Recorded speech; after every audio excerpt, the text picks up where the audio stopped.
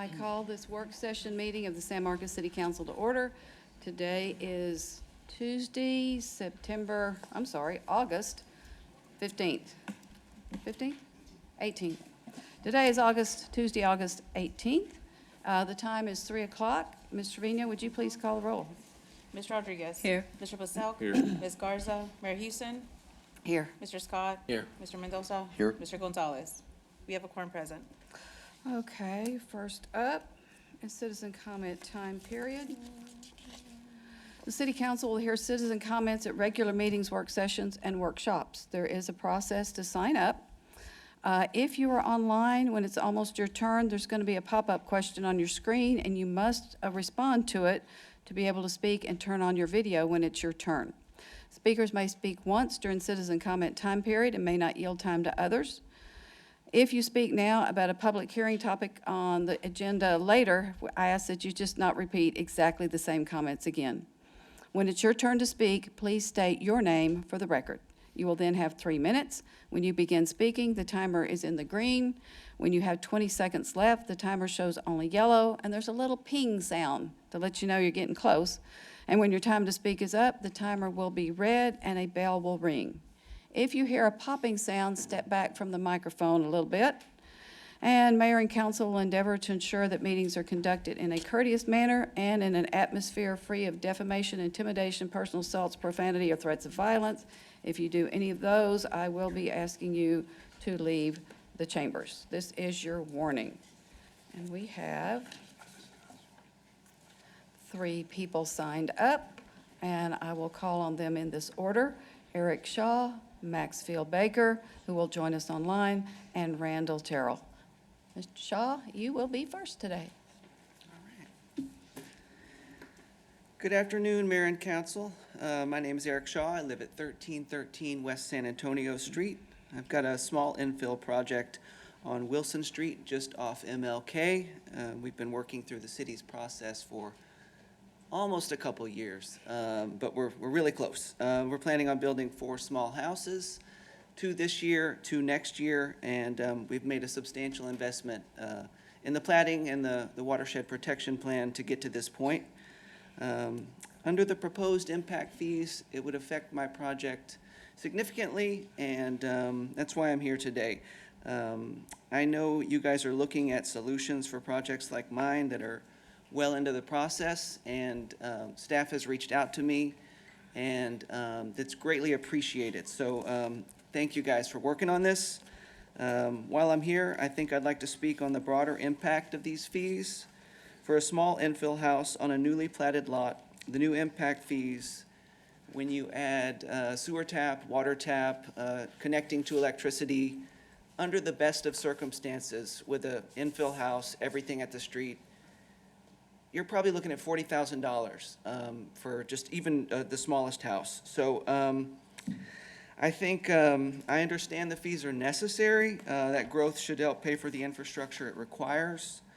But that $40,000, it falls very differently on a 1,200 square foot starter home versus a $500,000 or $1 million home. And I worry it pushes the economics towards building bigger, more expensive homes instead of small, affordable ones. I'm not sure what the right answer is, but finding a way to incentivize these kind of homes, especially infill, where the utilities are already in place, it would help and quite frankly may be required to make the economics work, especially if it's an infill lot that requires a watershed protection plan, which there are in our old neighborhoods, these lots exist. It's not all just stuff on the outskirts of town. That's a much longer conversation. In the near term, I ask you guys to consider some form of grandfathering for developers or people in my situation, and it sounds like you're working on that. So thank you for your time. Appreciate it. All right. Our next speaker is Maxfield Baker. Hello, can you see and hear me? We can. Great. Yes, my name is Maxfield Baker. Today I'm here on behalf of the San Marcos Civics Club. Just a reminder for everybody, the San Marcos Civics Club is a dialogue-driven community organization that focuses on making our local government more accessible and transparent. Our meetings are the 4th Monday of each month at Tantra Coffee House from 6:30 to 8:30 p.m. which means our next meeting is going to be on August the 24th. And what we do is we talk about issues concerning our local government and how to make things better. This year, we have had a big focus on the environment. And I want to thank the city staff for actually joining us at some of our meetings. We had Director of Parks Jamie Lee Case and a senior engineer Rohit Vij from the city come to our meetings to talk about different policies we've been looking over. And that was incredibly helpful to helping our club members and the community at large understand how these policies kind of interact. And we were really able to get in the weeds and have really good dialogue with them. So we greatly appreciate those opportunities. We would love to have, elected officials, board and commission members, and city staff join us at any of our meetings. Y'all are part of the community as well. So of course you have a seat at the table with us. And again, those meetings are the fourth Monday of every month at Tantra from 6:30 to 8:30. At our last meeting, we're getting ready to kick off all of our campaign events this year. Again, as many of you all have up there filled out our candidate questionnaire, just launched today. So whether you're running for office or you've been elected in the last 2 years, you're familiar with that process. And we actually, for those of you that won your elections, you can expect some correspondence from us. We want to reach back out to you about some of your answers on those questions and continue the dialogue there. It's really common that candidates will answer tons of questionnaires during their, bid for office, but once they get elected, there's really not a lot of checking back in. And so we want to kind of formalize that process. And for those of you that get elected this season, we look forward to maybe meeting with you between that November and January timeframe when visioning happens, so we can discuss how to prioritize these community concerns that we've discussed at Civics Club. That does mean for some of you that are running for election this year, but got elected kind of recently, that we'll maybe be having two conversations, and we look forward to that as well. So just a quick little shout out with this last few seconds I have. Our third annual Reasons Not to Vote rally is going to be on October the 3rd. That's a Saturday. We're going to have St. Rowan playing. We're going to have some local poets reading some poetry. And we're going to talk about reasons people are not voting in both local and state and federal elections. We're going to vote on the worst issues in San Marcos and hear from the community what we really need to be focusing on. So we look forward to seeing everybody at that event, and have a great day. Randall Terrell. Good afternoon, council members. My name is Randall Terrell. My comments are typically in response to items 1 and 3, but go beyond the posted items and are also directed at the city and general governance. I had a chat with the city attorney right before this conversation, and we've been conversing over a few things, and I've changed the focus of the comments a little bit. So I'll be a little bit disorganized. There has been a trail of imperious behavior on behalf of the state and federal governments, and it has caused in my opinion, a resurgence in public participation at the state, local, and federal levels in a way I haven't seen for 40 years. Consequently, through no fault of its possible own, the city has a public participation problem, both in perception and reality. And I'm pretty sure it's not the way you're thinking about it. The perception problem is illustrated by the belief that many of the good things that have been done by the city and this council have been done only after or in response to massive public outrage. That may not be fair, it may not be the truth, but it certainly is a perception that is out there. A more full view of that perception is the belief that the city only performs the bare minimum of public notice, only allows the bare minimum of public participation, completely fails to publicize some actions and decisions that are highly visible, actively creates barriers to being fully aware or participating in public governance, complies with public notice requirements performatively, reactively, and sometimes with the goal of weaponizing that bare performance to insulate actions and decisions from future citizen input or criticism. Whether or not that perception is true, the perception itself is not helped by the reality of what's going on in our country right now. I had some examples from local government. I'm going to skip over those at the moment. It is my belief that the government is only successful if its citizens are informed, educated about issues, and believe that they may have had a realistic opportunity to be heard. Currently, I don't believe that is the way that's the situation with both of the folks in San Marcos on the state, the federal, and the local level. With a strong city manager government, there is a conflict created. The city manager responds mostly to the council responds to the voters. The voters blame the council when there has been a non-compliance with a public notice or a public participation requirement. Therefore, and this is specifically directed at item 3 on this day, I would request that the council specifically direct staff and the city manager to engage in more than full compliance with public notice and public participation opportunities going forward. Thank you. And that concludes the citizen comment portion of this program. So we are on to item 1. Ms. Trevino. Receive a staff presentation, hold discussion regarding the fiscal year 2026, 2027 proposed budget, and provide direction to staff. Ms. Reyes. Good afternoon, Mayor, council members, and members of the San Marcos community. Today, we present the fiscal year 2027 budget, the result of a process that turns your values and priorities into action for the San Marcos community. It represents months of collaboration, beginning with resident town halls prior to your visioning session in January, continuing through spring and summer workshops, more town halls, and culminating in the proposal before you today. I want to thank Finance Director John Locke, Budget Manager Tricia Patek, the Budget and Finance team for their prudent planning and watchfulness throughout the budget process. I also want to recognize and thank all of the department directors and assistant directors. Their dedication has ensured that this budget reflects council's vision while remaining fiscally responsible. The financial forecast that we will present today is quite different from what was presented in February. Some of that improvement is the result of better economic conditions than we initially anticipated. But more importantly, it is the result of deliberate decisions, disciplined management, and difficult choices made by this organization. Over the past year specifically, we have taken a hard look at how we operate to ensure we are using resources as efficiently as possible. This has included holding more than 20 positions vacant, offering a retirement incentive that resulted in 28 positions being eliminated, and approximately $2.7 million in savings, bringing recruitment services in-house to reduce executive search costs, and reviewing our motor pool and take-home vehicle policies. Across every department, we are evaluating processes to operate more effectively and efficiently, while looking for opportunities to protect core services and maximize the value residents receive from every dollar.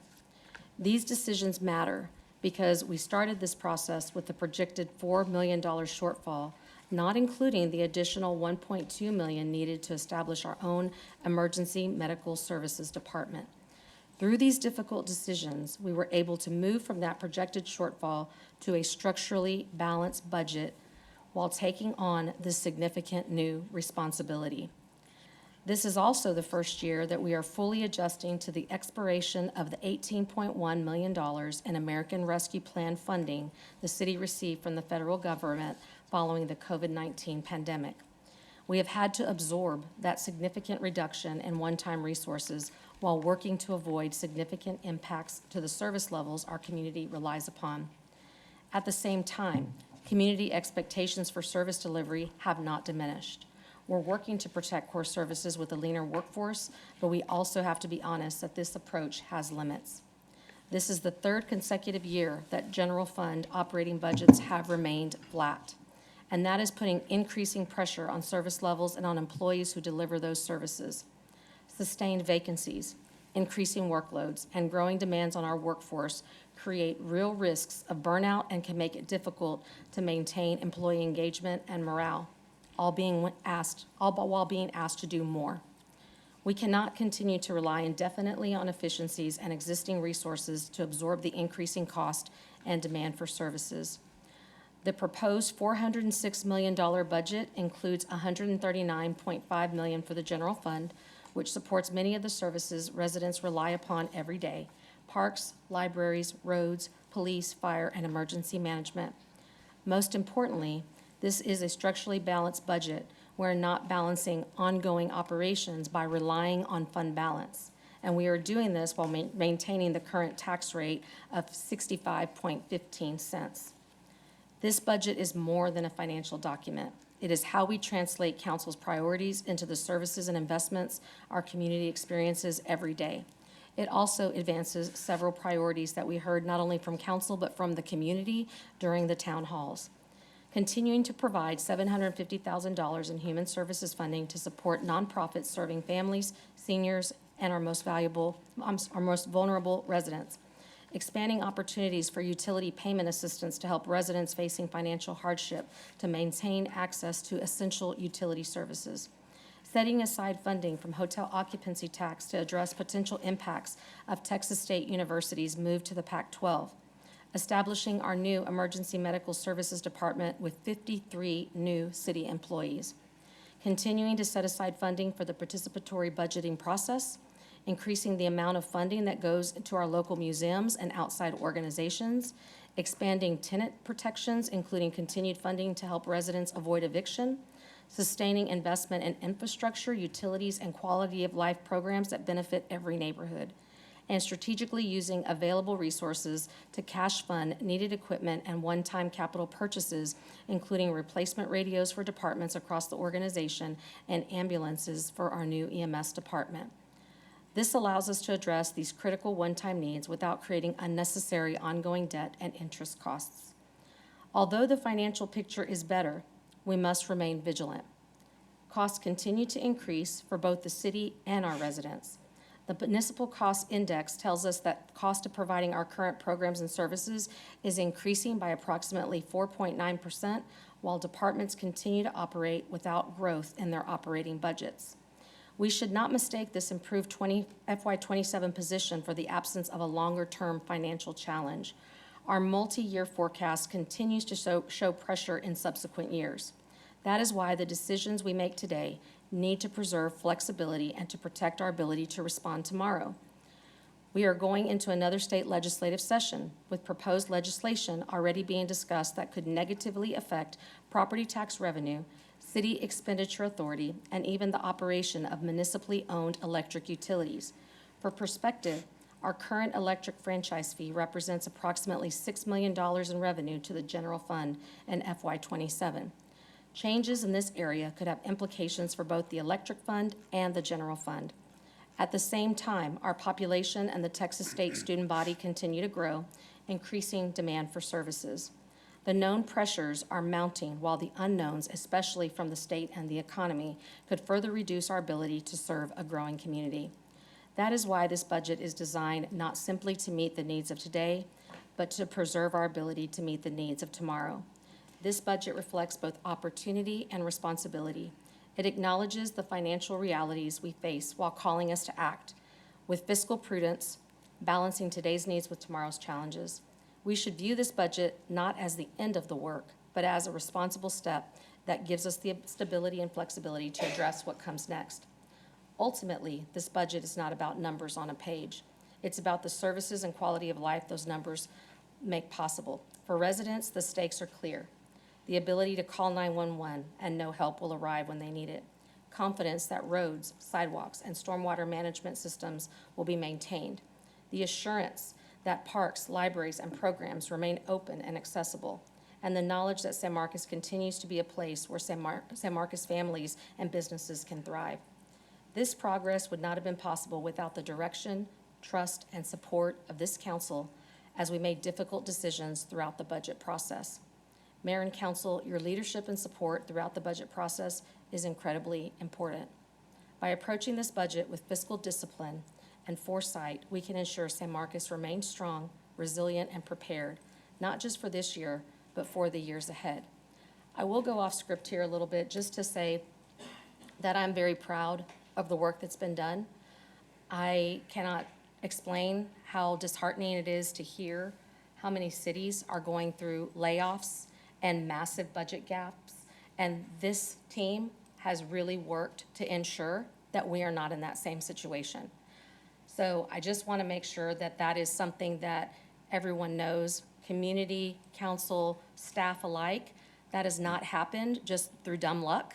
That has happened through very diligent management and us keeping a watchful eye on our budget at all times. So again, John Locke and Tricia Patek, they watch that stuff. They let us know if there's any changes. We keep council apprised of our sales tax and other revenues that are coming in on a very regular basis, and we adjust to where we need to, and the departments work with us to do that. So just want to mention that and name that because I do see a lot of communities that are struggling even more so than we are. And us bringing on a whole new department that's going to serve our community without having another district where we will tax them like some of the emergency services districts. So just want to say that, and thank you, Mayor and Council, for your attention today. I'm going to turn it over to John Locke for the presentation. And thanks to you and your staff who have worked so hard. We appreciate it. Mr. Locke. Thank you, Mayor, City Council, Ms. Frias.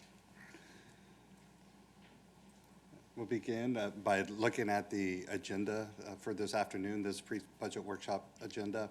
We'll start by going over the budget process and just take a look at council strategic goals. We'll provide an update on the budget policy statement that City Council adopted in March.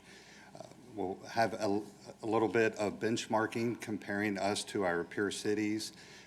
Provide an all funds budget summary, and then get into the detail, a little more detail of the major operating funds, the general fund, 2 of our special revenue funds, and the enterprise funds.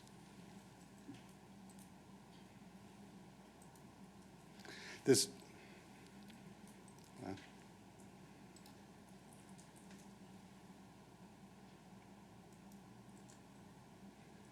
is the fiscal year 27 budget calendar, and we are on August 18th. We did receive the certified roll, and the roll did come back favorable for the city, and there's a slide coming up where I'll be able to share those results with City Council. Also today, City Council will set the maximum proposed tax rate. That sets the ceiling for the fiscal year 27 tax rate. It's not the rate that City Council has to adopt, it just creates the ceiling. The tax rate can be equal to or less than that when council actually adopts the tax rate. Tomorrow, we'll meet with the Neighborhood Commission and provide a smaller version of this budget workshop presentation to the Neighborhood Commission. And on September 1st, the capital improvement program will be submitted to City Council. There will be multiple opportunities for the public to speak and share their thoughts on the budget and the tax rate. There'll be public hearings on September 1st and 15th, both on the budget and the tax rate, as well as any proposed utility fee or any other fee increase. The day that council is scheduled to adopt the budget and set the tax rate is September 15th.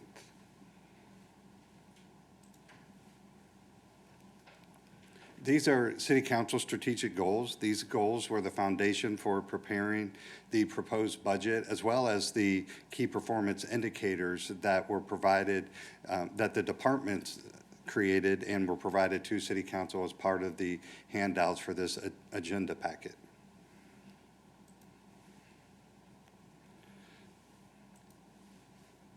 We'll begin just by going through the budget policy statement City Council set in March, just to provide an update of where we are with each one of the requirements that were laid out by City Council in building the fiscal year 27 budget.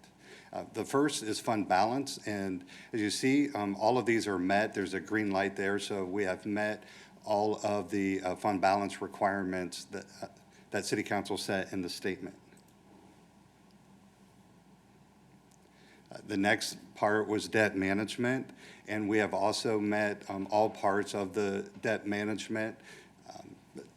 The general fund is keeping the debt component of the property tax rate under 30% of the total tax rate, and it is coming in around 25% of the total tax rate. Moving on to revenues, all of the revenue statements, requirements on this slide were also met. One thing to point that I wanted to share with council is maintaining the regular fee review schedule. For fiscal year 26, Parks and Recreation and the library were reviewed. And for fiscal year 27, next fiscal year, the police fees and the animal shelter fees will be reviewed.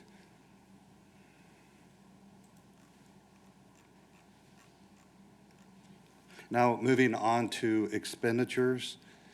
All of these expenditure requirements were met.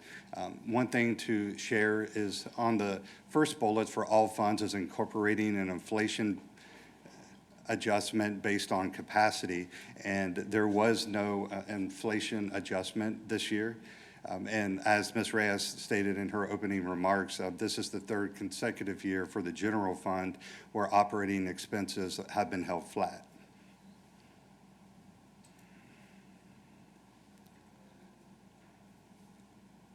Continuing with the expenditures, just a couple things to point out. The hotel tax fund will continue with the historical restoration and preservation program. There's a slide coming up for hotel tax a little later. And with the community enhancement fund, there was an increase of contracted services for up to $250,000 to take over maintaining Highway 123 and I-35 plantings. There are two items that are shown in yellow, and that just means that they're in progress, they're ongoing. Both are related to the hotel tax fund. The first was to review how other cities used hotel tax revenue to financially support city council policy objectives without solely relying on the general fund.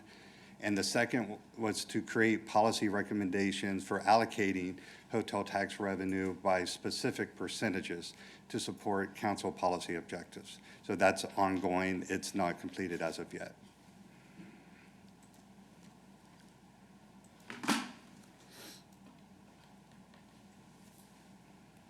Now, moving into benchmarking.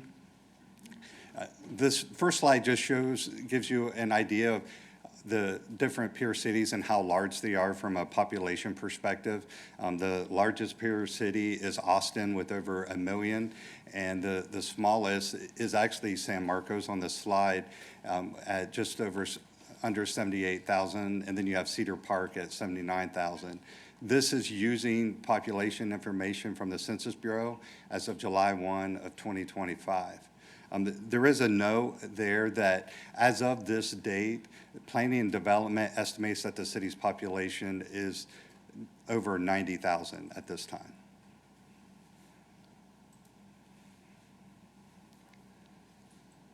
This slide compares the median household annual city property tax that each one of our peer cities would pay, and this is based on the median household.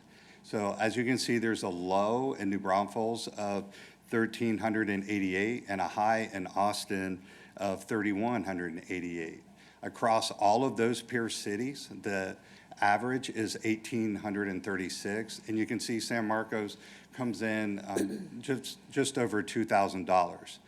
There is from about the middle to Denton, from College Station to Denton, those are pretty close in the total amounts. And San Marcos is on the higher side. The next couple slides describe why the city has a higher tax rate than some of our peer cities.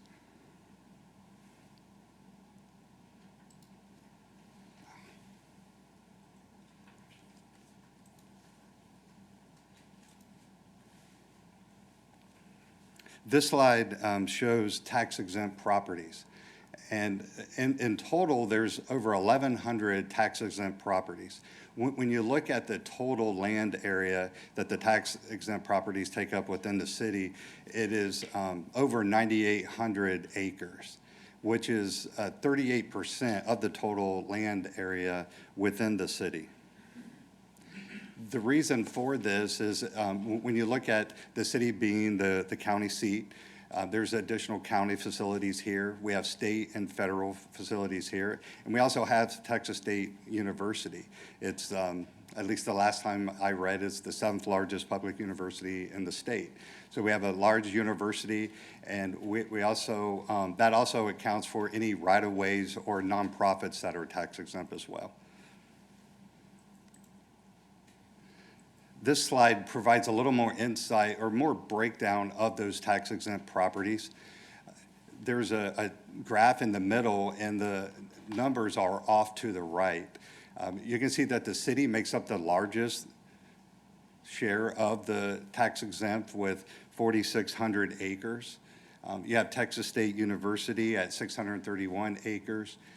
The other and uncategorized, those are nonprofits, so organizations like the Hayes County Food Bank, Calaboose, or Southside Community Center, those are the types of facilities that fall into that other.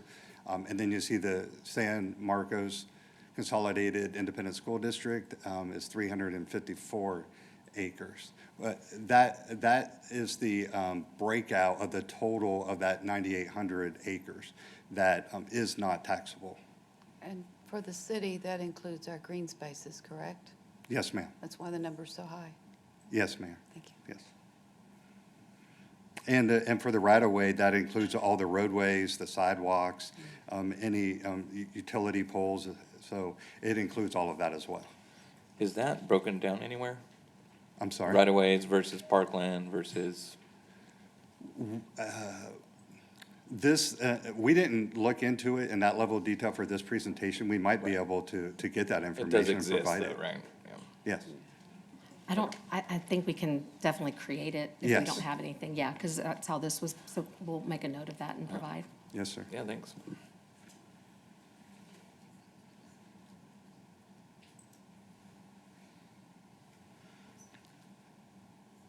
Another reason is with the presence of the river, there's additional floodplain here in the city. This is a look at the 100-year floodplain. We have a total of 4,500 acres that is in the floodplain, and that makes up over 17% of the total land area available within the city. When you take into account the amount of floodplain that overlaps tax exempt parcels, and you remove those that are overlapping the tax exempt parcels, it adds an additional 8.3%. So it goes from 17 to 8%. So in total, when you look at the previous slide that had 36% that was not taxable, was tax exempt, and 8% here, you have, I didn't say that right, 38% and 8% here, you have 46% total that is either tax exempt or it has a lower potential taxable value because it is in the floodplain.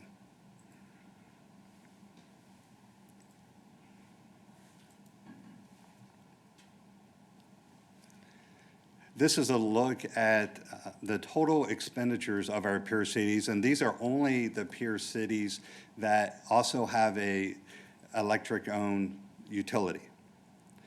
What it does is it takes the total expenditures and divides it by the population that we saw earlier, and it provides an expenditure per capita.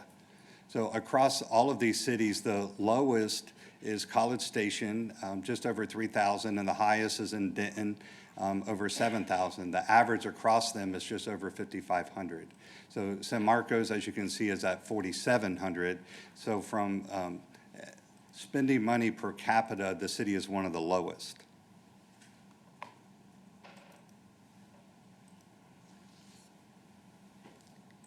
Okay, now we're going to transition into talking about all the funds before we get into the specific funds. We usually provide this slide, which is the municipal cost index. It is a good measure to use at the cost of providing programs and services for the city and the impact that inflation is having on our ability to provide those services. As of June, the increase is 4.9% year over year. And, you know, in our forecast, we typically forecast around 3% due to some national and international things going on currently.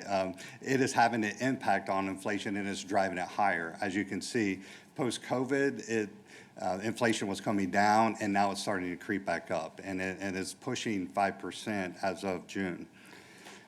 You know, at 4%, it'll cost over $700,000 more in fiscal year '27 to provide the same programs and services as it did in the current year in fiscal year '26 in the general fund alone.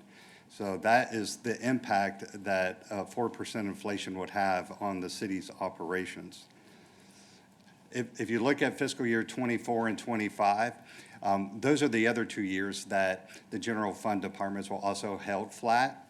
The impact combined in those 2 years was $675,000. So combined, when you look at over those 3 years, the loss of buying power for the general fund department is $1.4 million across those 3 years, because the budgets have been held flat and inflation is increasing at the rate that it is over those 3 years.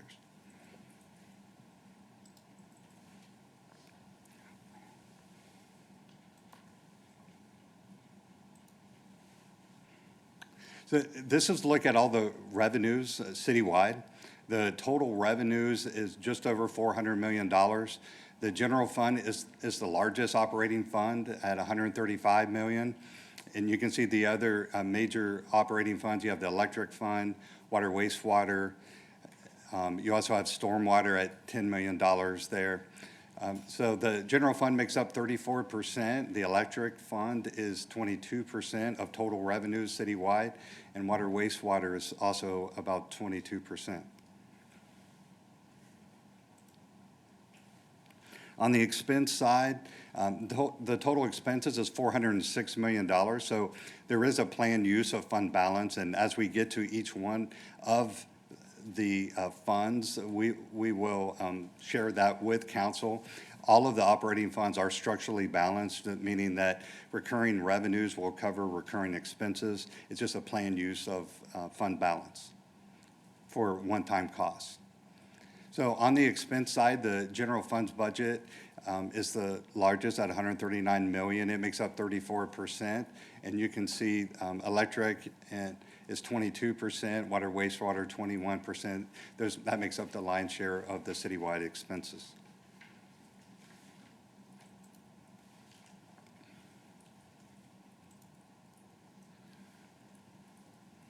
Moving on to the general fund, as Ms. Reyes touched on in her opening statement, the cities across the region and the state are experiencing significant financial pressures. While the city also faces a challenging outlook, strong management practice have placed us in a more stable position than many other cities throughout Texas. And you can read, I'm sure, about that just to our neighbors going north and south of us. The city has been deliberate in using conservative assumptions and maintaining a long-term strategic approach to financial planning. This discipline has strengthened our financial outlook.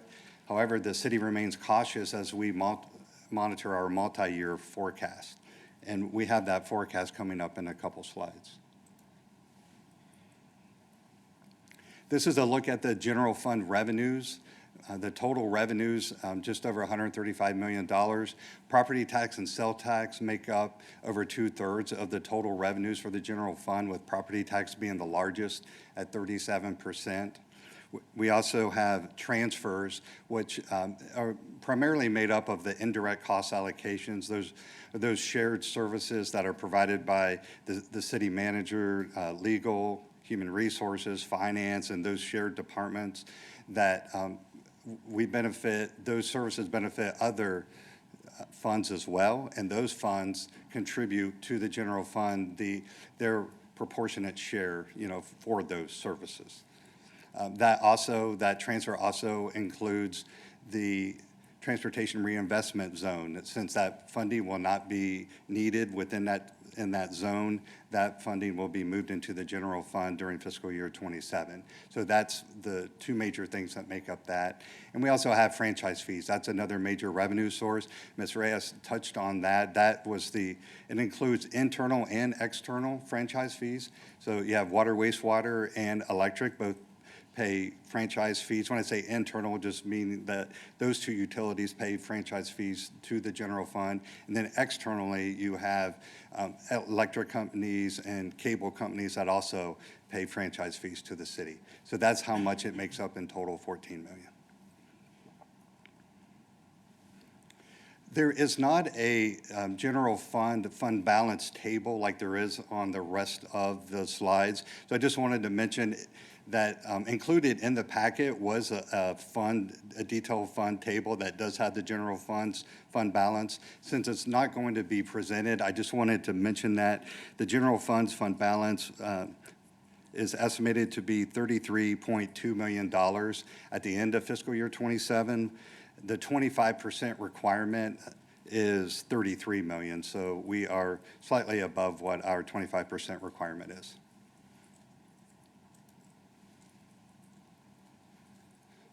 Moving on to the general fund expenses, the total expense budget is $139.5 million. Even though the expenses are more than the revenues, you'll see in the upper right-hand corner that the budget is structurally balanced. This is an example of a planned one-time use of fund balance and you can see it's $7.6 million. The largest expense in the general fund is personnel. It makes up 65% of total expenses.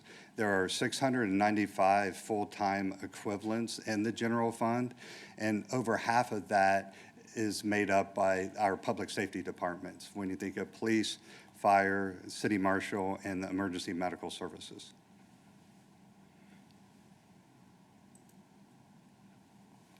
These are the major increases in the general fund. The 3% increase for personnel costs is $2.6 million. The non-civil service is, and actually that's a misstatement. So the increase in personnel costs is $2.6 million. The non-civil service is at 3%, and that cost is $1 million. Civil service is at $1.6 million, and they will receive their increase based on the meet and confer agreements, which is police at 5% and fire at 4.5%. There's an increase to stand-up emergency medical services department. It was an additional $1.2 million. The city was already contributing $4.5 million. So in order to be able to stand up the department, we needed an additional $1.2 million. There's the expiring federal funding at the end of the year. That those costs equal $775,000. There's an increase for social services that are not included with the Human Services Advisory Board of $230,000, and what we are including in that is the eviction prevention services, mental health clinician, and the Prevent-A-Letter. And there's risk terrain modeling software for $24,000. This is new software for community support and resource navigation. This software identifies neighborhoods with compounded environmental risk and guides proactive intervention supporting increased quality of life and reduces risk.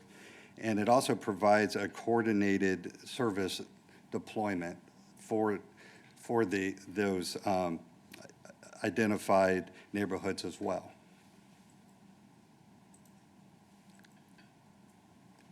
So this is a look at all of the one-time expenses in the general fund. We have discussed at a couple of the workshops the need to transfer additional funding to the health insurance fund. It has used fund balance over the past couple years, so this is to increase the fund balance in the health insurance fund. And that's $1.9 million. To fully fund all the department's capital outlay request is $1.5 million. To cash fund radio replacements, this is something that we weren't going to be able to do because of the certified roll coming back favorable to the city. We don't need to issue debt for the radio replacements. We can actually fund it with cash of the $1.5 million. So that saves a $400,000 debt service payment for the next 7 years, and as well as it moves that $1.5 million into fiscal year 28, the following fiscal year. That capacity moves to fiscal year 28. So you have a benefit of $1.9 million by being able to cash fund these radio replacements instead of issuing debt. We have a city hall contribution of $1 million. The cash fund ambulances, this will be for 2 ambulances. And similarly, by cash funding it, we don't have to issue debt. The debt cost on those two ambulances would be $240,000. So just like with the radio replacements, that's another $1.1 million of capacity that would move into fiscal year '28 and help us with our financial outlook. There's other post-employment benefits trust. This doesn't set up the trust, this sets aside money for the trust.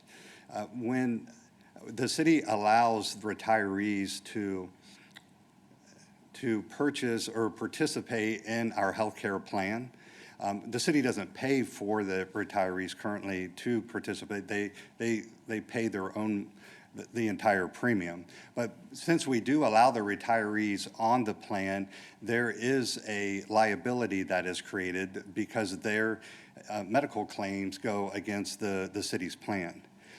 And so what this does, this trust will set up and act as an asset that will offset that liability that is created by the retirees being on the plan. We can also use this money in the future to help with those retiree costs. This council will hear more about this in the coming months. In order to set up this trust, it requires council approving it. This is just setting aside the funding for it.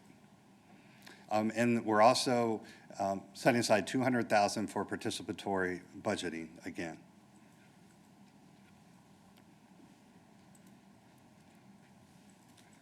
And just an update on participatory budgeting. We have a total of 117 community members that cast a vote to prioritize the projects. The timelines have been established for the majority of the projects. The prioritized projects include improvements to crosswalks at high pedestrian areas downtown, bus shelters at busy stops for full shelters, safety curb cut project, some small seating options at bus shelters at busy stops, Riverview Benches Initiative. And just as a note, we want to include that 88% of the voters indicated interest in any of the remaining funds from the $200,000 that was set aside to be used for sidewalks. Updates on participatory budgeting are shared through the participatory budgeting website as well as social media.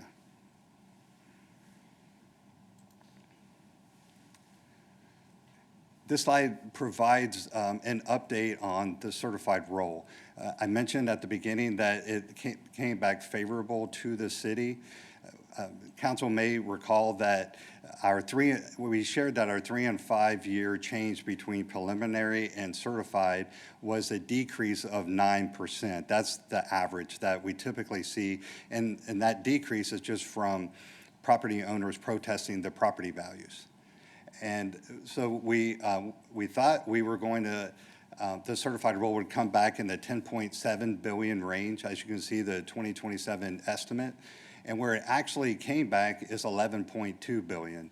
So it actually only decreased by 4%. So it was favorable to the city, and that represents an additional $3 million of revenue. And as Ms. Reyes pointed out, and as I shared on that one-time slide, this money is being used towards one-time funding due to the cautionary approach with our financial outlook.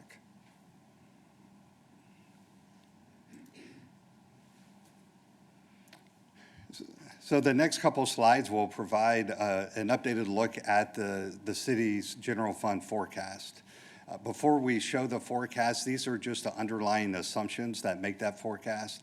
For revenues, there are two different assumptions. There's a minimal assumption, which assumes that property tax will increase 1% annually and that sales tax increases 1.7% annually.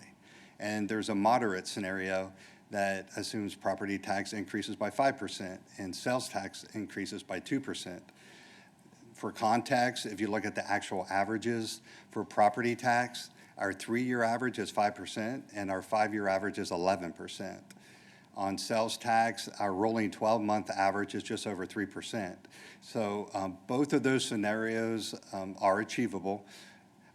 And we also have to keep in mind that, you know, in this current year, our property tax growth was 0.6%. So and it's also not achievable as well. So we need to keep that in mind. The forecast assumes that the current tax rate is used at 65.15%. And on the expense side, that the non-civil service personnel cost will increase by 3%, and the civil service personnel costs will increase by 5%, and that'll really be decided by the next meet and confer agreements. On the operational expense side, it assumes a 3% increase annually to allow for departments' budgets to grow with inflation.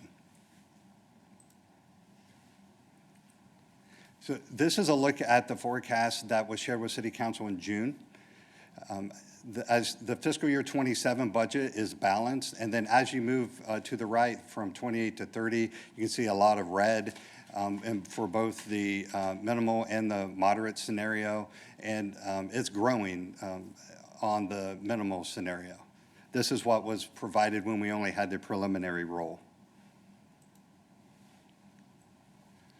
This is the revised forecast using the certified roll or the final tax roll. Again, the fiscal year 27 budget is balanced, and as you move to the right, in the minimal, it's still red. The numbers are lower though. We're looking at in fiscal year 28, it could be as short as 2.6 million, and as we get to 2030, around 9.2 million. Under the moderate scenario, though, if we are able to meet those moderate assumptions, we would be balanced throughout that time period. So that is a big change from where we thought we would be when we had the preliminary roll. So just to summarize the general fund, the fiscal year 27 forecast began with a $4 million shortfall, and that's not including the additional $1.2 million that was needed to establish the Emergency Medical Services Department. Through strategic decisions such as the retirement incentive that saved $2 million, and that's recurring, that's from eliminating 20 positions. And that's not to be confused with what Ms. Reyes shared earlier, when what she shared earlier was citywide. This is just looking at just the general fund numbers, and just the general fund numbers was 20 positions that saved $2 million. Holding department's operational budgets flat was $540,000. That was at the 3% that was assumed in the forecast. The managed hiring program has saved $2 million fiscal year to date, and the city's budget is balanced with an improved financial outlook. This progress would not be possible without City Council's guidance and support of staff's recommendations, so we thank you for that. Fiscal year 27 does mark the third consecutive year of flat operating budgets in the general fund. With inflation that is now over 4%, it will cost the city $725,000 to provide the same programs and services next year. This approach is not sustainable, and it has begun to affect service levels, and that's something that department shared with City Council at the June workshop it was a separate handout. Given the cautious outlook, the additional revenues from the certified roll coming in better than expected are being directed to one-time needs rather than ongoing commitments. And as a reminder, a new legislative session begins in January of 27, and numerous proposals have already begun or have already been made for property tax reform and changes that may result in expenditure caps. Governor Abbott recently proposed a plan to open competition in markets with a city-owned electric utility. This would have implications that would impact the electric fund and the general fund. As Ms. Reyes pointed out, the electric franchise fee is $6 million. So it could impact that. That's the franchise fee that the electric fund pays to the general fund.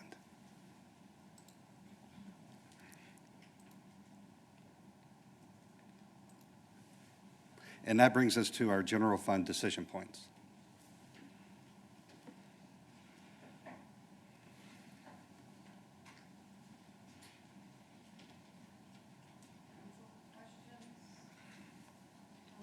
Thoughts?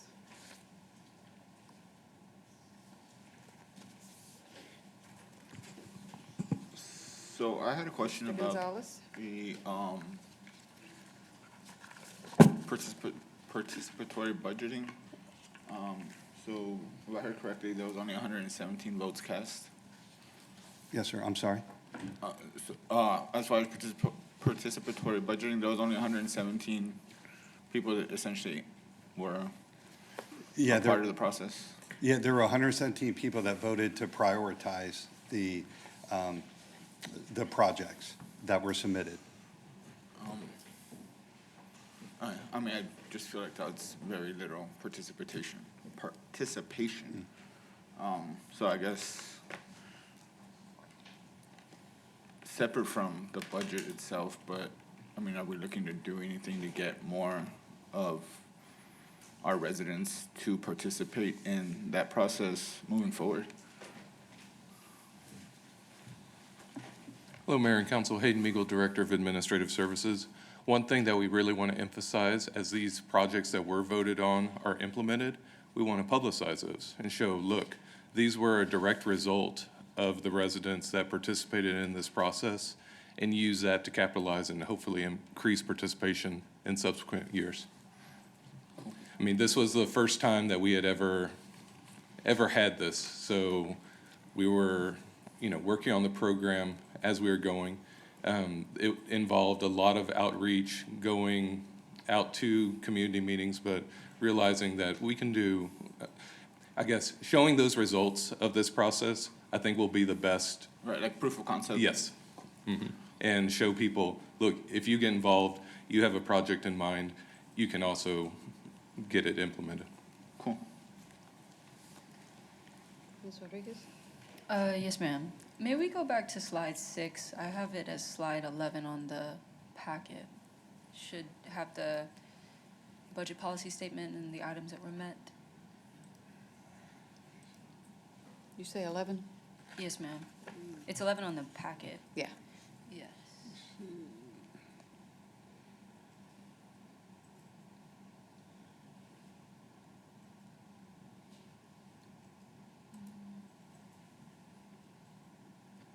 And I'm sorry, what did you say So was it's regarding? gonna be- Slide 6, I- yeah. It's the one right before that, so I might have the old slides in the packet. That one, okay. So the electric fund, the aspirational work towards 180, we've maintained 150. Yes. Just a question, just out of curiosity. So that working towards 180, I know that later down in this specific work session, we're going to be talking about rates and potential changes to rates and so forth. When the discussion was had to determine appropriate rates via QApp, was the aspirational work towards 180 something that was considered when determining those rates, or was the maintenance of 150 the consideration? The aspirational 180, as City Council's budget policy statement is to have 150 minimum, and that we work towards 180. And that is the same guidelines that are shared with QAB when we meet with them. That is our goal, and that's our target. Okay. I was trying to sit here, and again, I know this is later in the conversation, I was trying to sit here and dissect between how much of the rate was that aspirational and how much flexibility could be given. So we're maintaining the 150, maybe even slightly more. And so that was the purpose of the question, just for staff's consideration as we move forward through the discussions. And then I believe 2 slides after this is the next question I have, maybe 3. Let me make sure.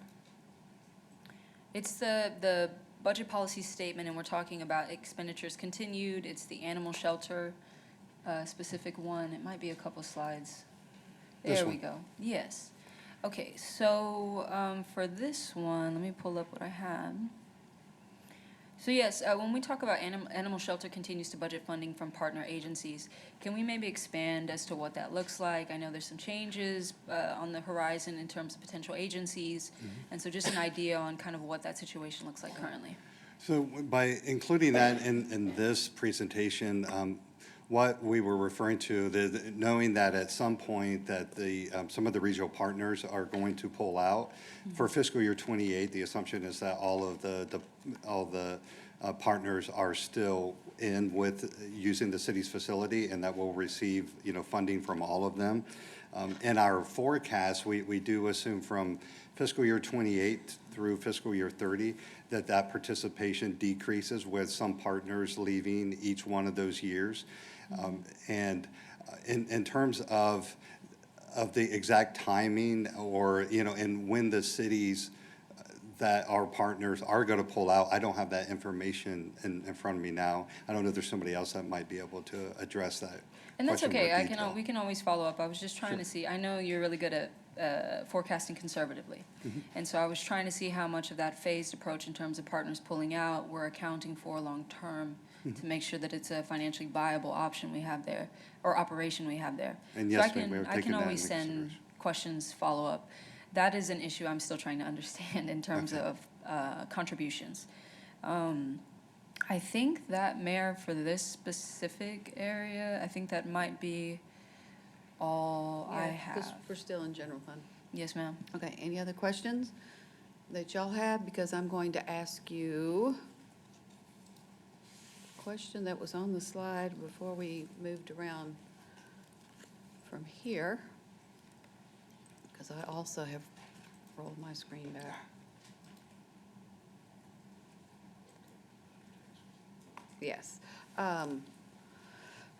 Are y'all good with the proposed budget, even though we've got some questions, things may shift a little bit or whatever, using the current tax rate, which is a 65.15? And are you okay with the staff recommendations? You can answer those all at once. Mr. Scott, I'll let you go first. Be sure your microphone's on when you respond. Yes. You good with all of that? Thank you, sir. Mr. Mendoza? Yes, ma'am, good on all of them. Mr. Gonzalez? Yes, ma'am. Thank you. Mr. Paselk? Yes, and again, great job to staff we're really walking a fine line, especially with property taxes. We don't want to put too much burden on our constituents, so we're right there. I'm always open to whatever we need to do, but yeah, yes. Okay. Great job. Good job to council too. I think we've put in some good work, so. Ms. Rodriguez? Yes, ma'am. Yes, I am supportive, but I appreciate my colleagues' remarks in terms of flexibility.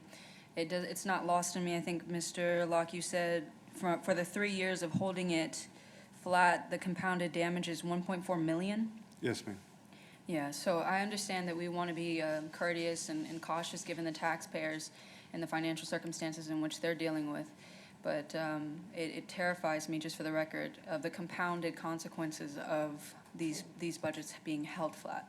So yes for now, but I look forward hopefully to exploring that flexibility in future discussions. Yes.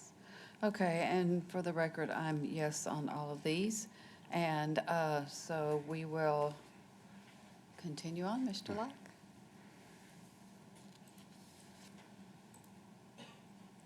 That takes us to the special revenue fund section. There are two special revenue funds that we will discuss. The first is the hotel tax fund. The hotel tax fund has total revenues of $5.1 million and expenses of $6.3 million. You will see on the screen that it is structurally balanced, so recurring revenues are covering recurring expenses. There is a planned use of fund balance it's in green on the right-hand side, of $1.3 million. And even with that use, you can see that the ending fund balance is estimated to be $2.8 million in the hotel tax fund. And the fund balance, that as a percent, is 59%. The requirement is 25% at $1.2 million. So it still has a healthy fund balance. Just to touch on a couple of things on the slide, the hotel tax, the biggest revenue source is obviously the hotel tax. That makes up 71% of the total revenues. And the venue tax has to be used towards the conference center debt. That makes up 20% of the revenue. So all those proceeds have to go to retire the construction costs of the conference center. On the right-hand side, and personnel costs in the hotel tax fund makes up 26% of the total expenses, and operating expenses are 51%. I did want to point out something for fiscal year 27 is where We've set aside, the hotel tax growth was estimated flat for operational expense purposes. We did set aside 3% of growth for the impact that Texas State joining the Pac-12 may have on hotel tax revenues. We're anticipating there will be more tourism, more people coming in to watch those sporting events. And so we've set aside 3% revenues and an equal amount of expense as well. And that revenue will be monitored, and after the first quarter, we'll come back to City Council with what we think that impact has been and discuss what impacts there may be on operational expenses for use of that money that is being set aside for that purpose.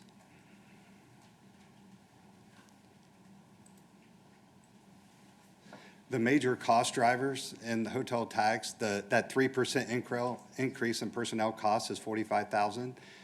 There's an increased museum and outside organization funding that City Council requested.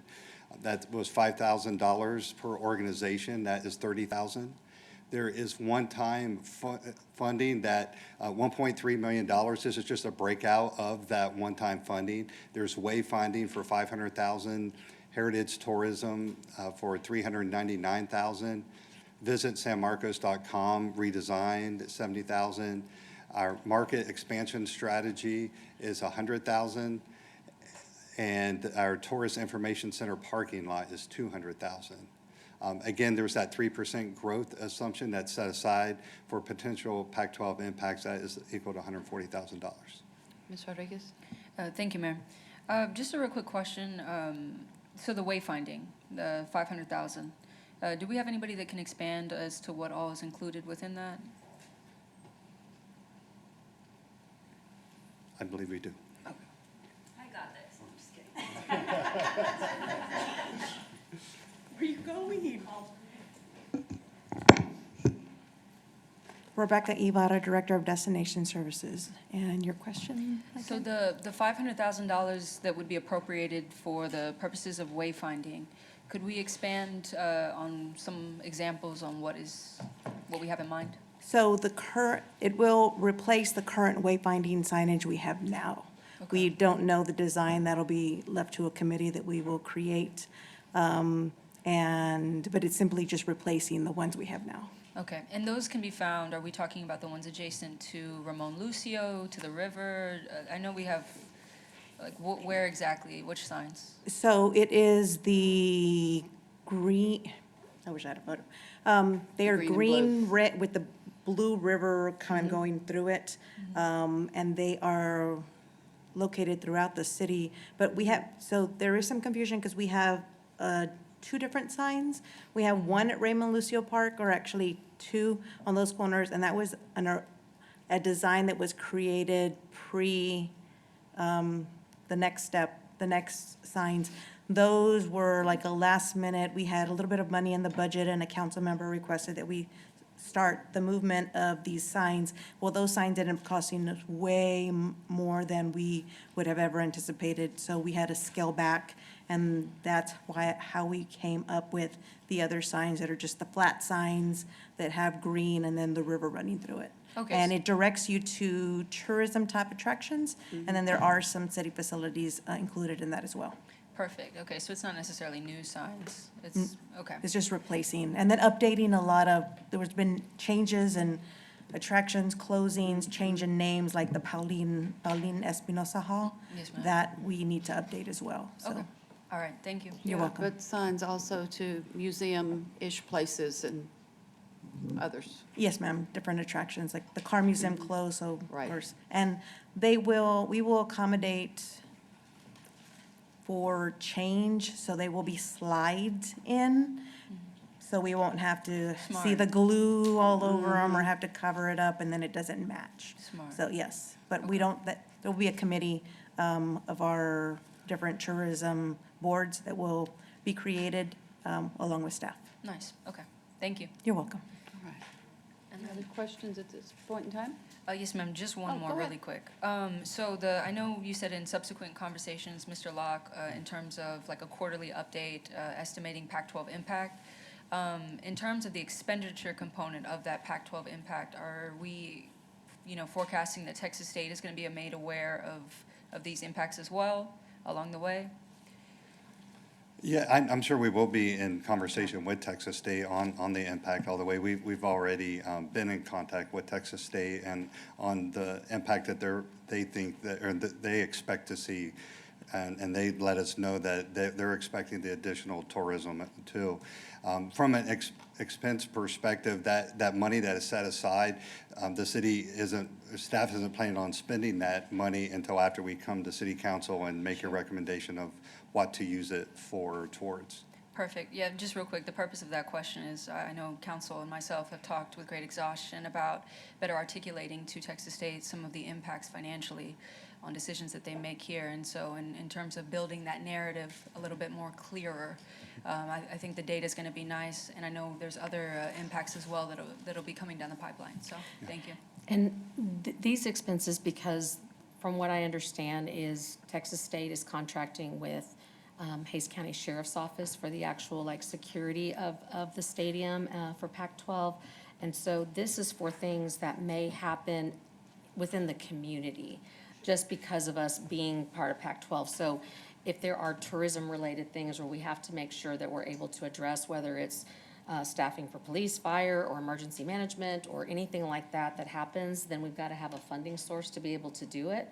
And so I think that, yes, we can absolutely explain what impacts that these are having, but I think that what they'll probably say is those are things as a community that we're responsible for. So we just got to have that dialogue and continue to have that narrative. Right. And I think I've been very candid about my opinions on that as well. Yes. So, Yes. thank you.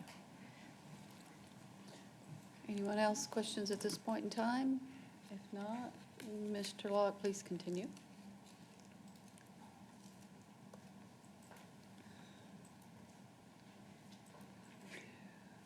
That takes us our decision point slide, and this really is just if you agree with staff's recommendations as presented, and if there's any other direction for staff for the hotel tax fund. Questions, thoughts? Everybody good? Okay. I will mark yeses for everyone. Ms. Garza, you too? Yes, ma'am. All right, thank you very much. And you did mention a small increase in funding for the museum-type Yes, Mayor. entities. Okay, thank you. Next up? Okay. Next is our Community Enhancement Fund.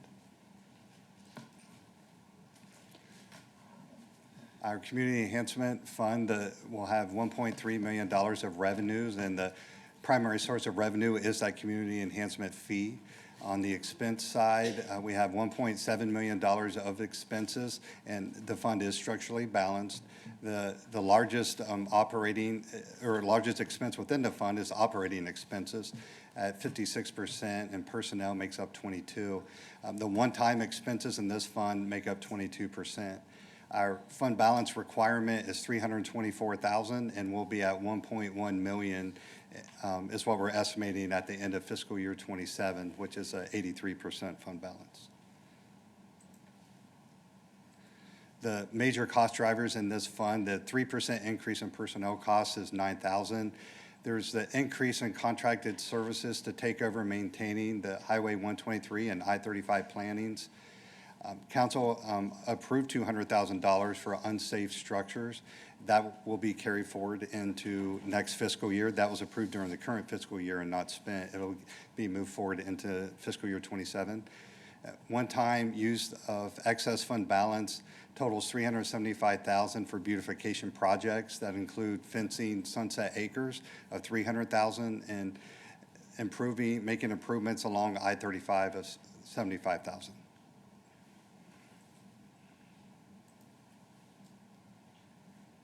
And that brings us to our decision points. Council, questions, thoughts? And there is not a proposed increase in this fund this year, No, ma'am. correct? Yes, ma'am. Correct. Great. Are y'all good with what we have on the screen and what was presented to us? Could you go to the slide right before this one? You bet.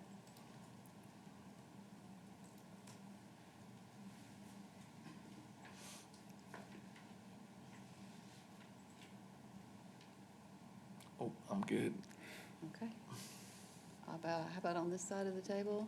Mr. Gonzalez, everybody's good. All right, we will continue on, Mr. Locke. Okay.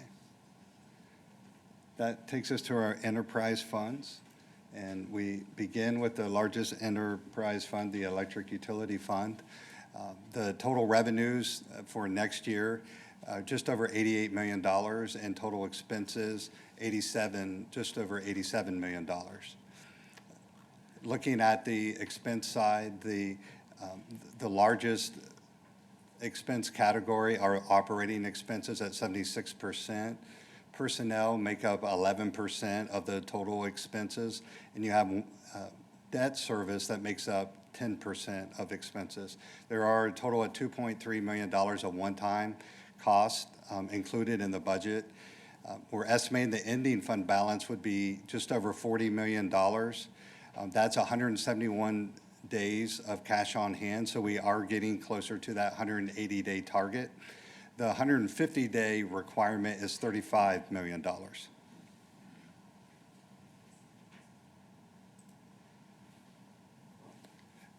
The Citizens Utility Advisory Board recommended an electric increase equal to 1.3% effective rate increase, and also to increase the community benefit charge for street lighting by 75 cents. The proposed fiscal year 2027 debt service coverage is at 1.38, so we are approaching our goal of 1.4 there as well. The legal minimum required is 1.2.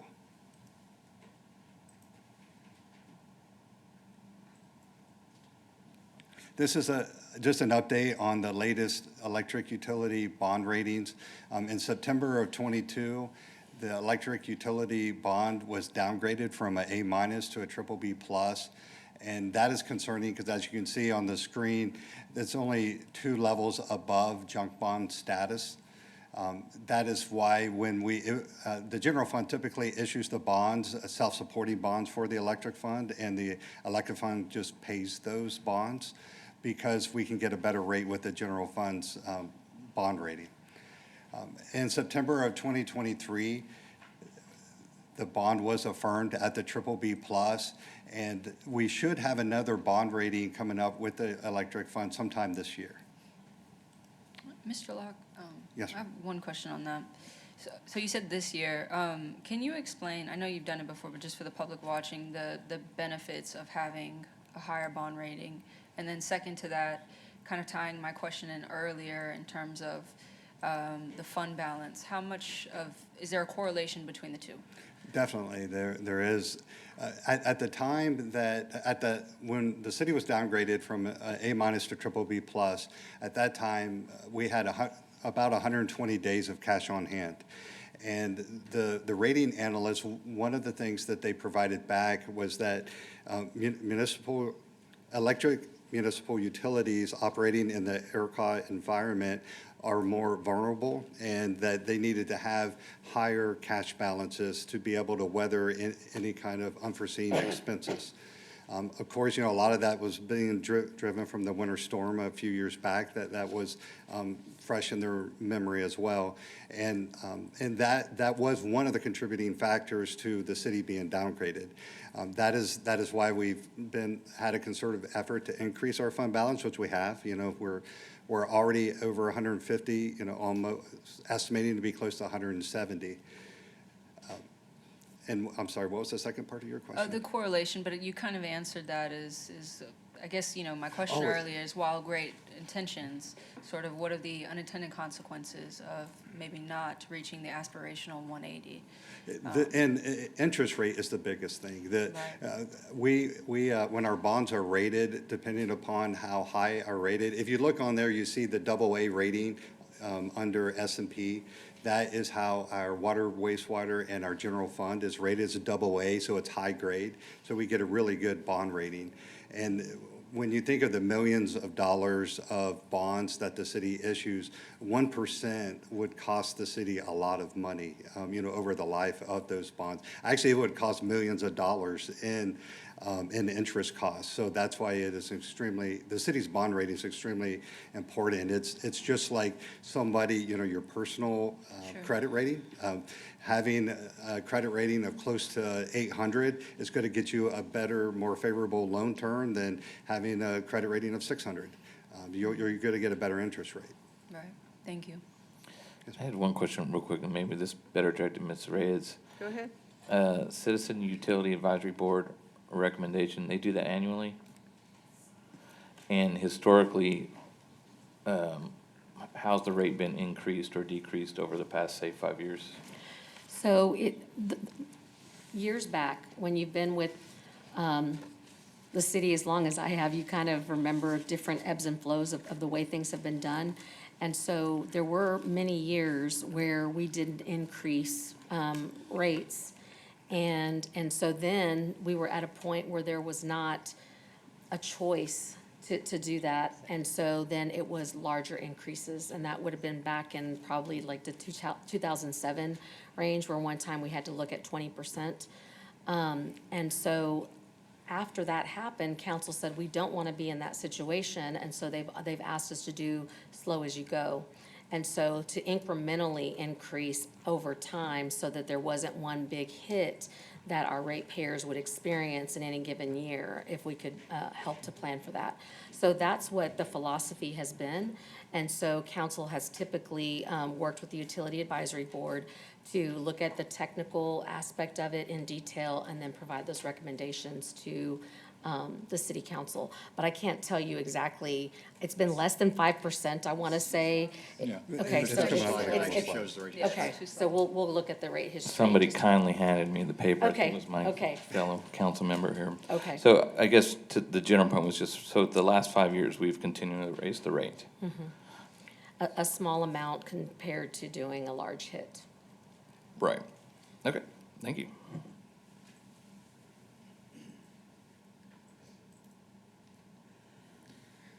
This is a rate comparison. It compares the city rates to nearby electric utilities. And in the blue, it has what the current rate is at those different usage amounts. And the orange that's above it is what the proposed rate is. So if City Council approved this rate adjustment, that's where the city would be. You can see that just under the orange is the average, and that's just the average across all of those electric utilities. So if you look at the average customer uses 1,000 kilowatt, so you would go from $130.83 to $133.46, which is right about at the average. And of course, this doesn't include any kind of rate increases that any of these electric utilities may be planning to make either.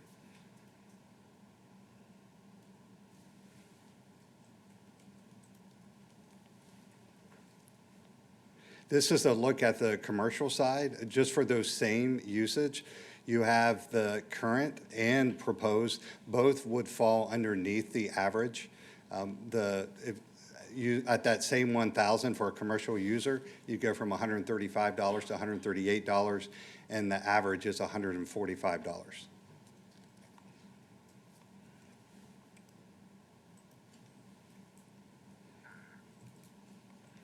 And Mr. Pasok, I think this slide speaks to your question. This is a electric utility rate history from fiscal year 18 through 27. What you see boxed are the years that there was a rate increase.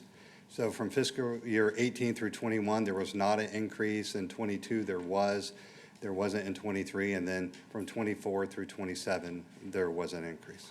Yeah, I think it was just trying to make it some type of market correlation versus property taxes. Just in my head, like what has another board done year after year after year? Mm-hmm.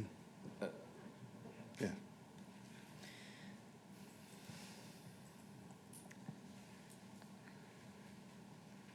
The community benefit charge, that is it's a new charge, and just as a reminder, it's not a new fee. The purpose of it is to provide greater transparency of the services that utility customers are paying for. These services were always being paid for by the electric rate when a ratepayer paid their electric bill. We're just breaking it out so that the ratepayers know exactly what they're paying for. So the community benefit charge, the only change is in roadway lighting, and you can see it would go from 59 cents to $1.34. And this supports the replacement plan. It's a 10-year replacement plan for roadway lighting fixtures and a 25-year replacement for the poles. There's about 4,400 poles, and they're on a replacement schedule, and that's what this increase would support. It's estimated that 200 lights per year will be serviced, and 10 poles and associated light fixtures would be replaced each year. Mr. Locke, do you mind going a slide back just real quick? I'm sorry, I just tried to spend the whole weekend to get questions into y'all, and I just didn't. Am I interpreting this graphic correctly? So when we look at cost per kilowatt hours, is that kWh? Yes. Okay. Am I interpreting this correctly to presume that when we have electric medium general comparative to electric residential, the cost per kilowatt hour, we've actually reduced it for commercial versus what it is for residential and small general? Yes, there is a larger minimum charge. As you can see, the minimum charge is 64? Yeah, compared to $12.50, but the actual cost per hour is less. Okay. I guess I was just trying to, so I did notice the minimum charge. I was trying to understand if there was a disproportionality, because I know when we talk about other rate increases, there is consideration given based on impact. And maybe I'll talk with y'all offline to better understand the difference between those two. Okay. I'll get with Mr. Pantalian. I know this is his realm. And the way I understand it, Mr. Pantalian or Mr. Good, I don't know which one is best to answer it, but our commercial rates subsidize residential in San Marcos, the way our rate structure is. So, Do we know if it's a one-to-one, though? I mean, I how much? don't know the ratio. Again, I don't, I think maybe a good way to look at it would be if you go back to the benchmarking slides, Mr. Locke, and go to the residential first. You'll see that the proposed San Marcos rate at 1,500 kilowatt hours is The 192. $192.43. And then if you go to the next one, for the commercial, instead of 192, That 318? 318. Okay. Just trying to find where we can have some flexibility, because those proposals are hurting me right now, and I know we're about to get to them, but yeah. Anyone else? We can proceed.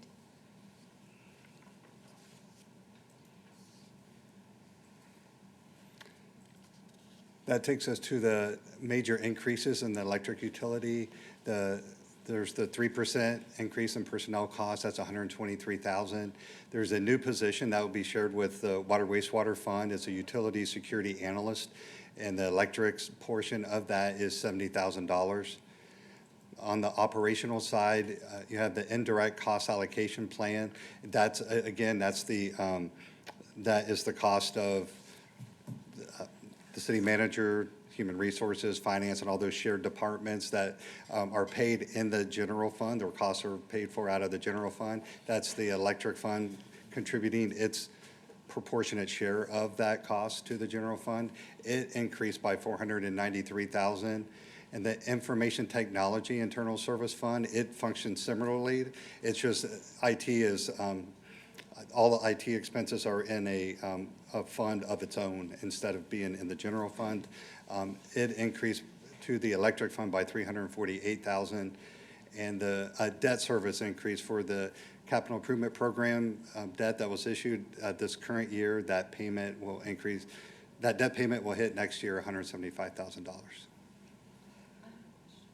Ms. Garza? Can you go back?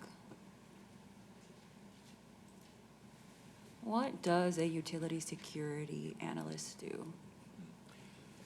That's a good question, and I can respond to that.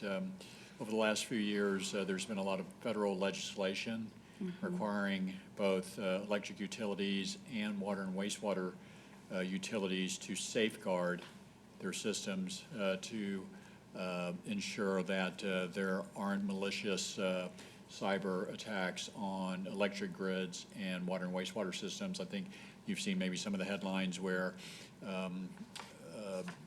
foreign entities have attempted to enter into the management software of electric and water and wastewater systems in the United States, and certainly this is one position that we will embed with IT and the Utilities Department to help address that topic and meet some of our federal reporting requirements. Okay, I just asked because wasn't there some sort of security analyst tech sort of positions that, like, didn't get filled with, like, ARPA money? Cybersecurity, wasn't it? So I was What just, it, like, this one? wondering what the energy was there, like.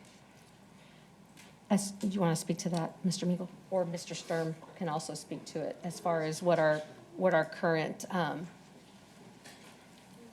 status is with those positions? There were a couple of cybersecurity analysts that were funded through ARPA, and that's correct that one of them, whenever it became vacant, it was decided not to fill it, but I will let Mr. Sturm speak to that. Yes, good afternoon, Mike Sturm, Director of IT. We requested 2 security analyst positions when ARPA funding, and I think it was the first one that came out, which was what was the previous? CARES funding, funded one.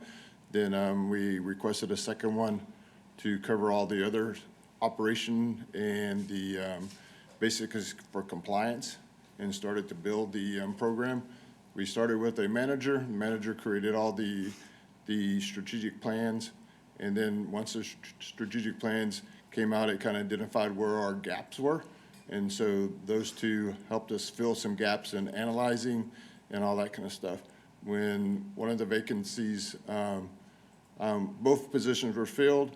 One was vacated with he vacated the position, and that's when the economy was kind of going down, and we didn't think we had enough funds in the general funds to move it forward.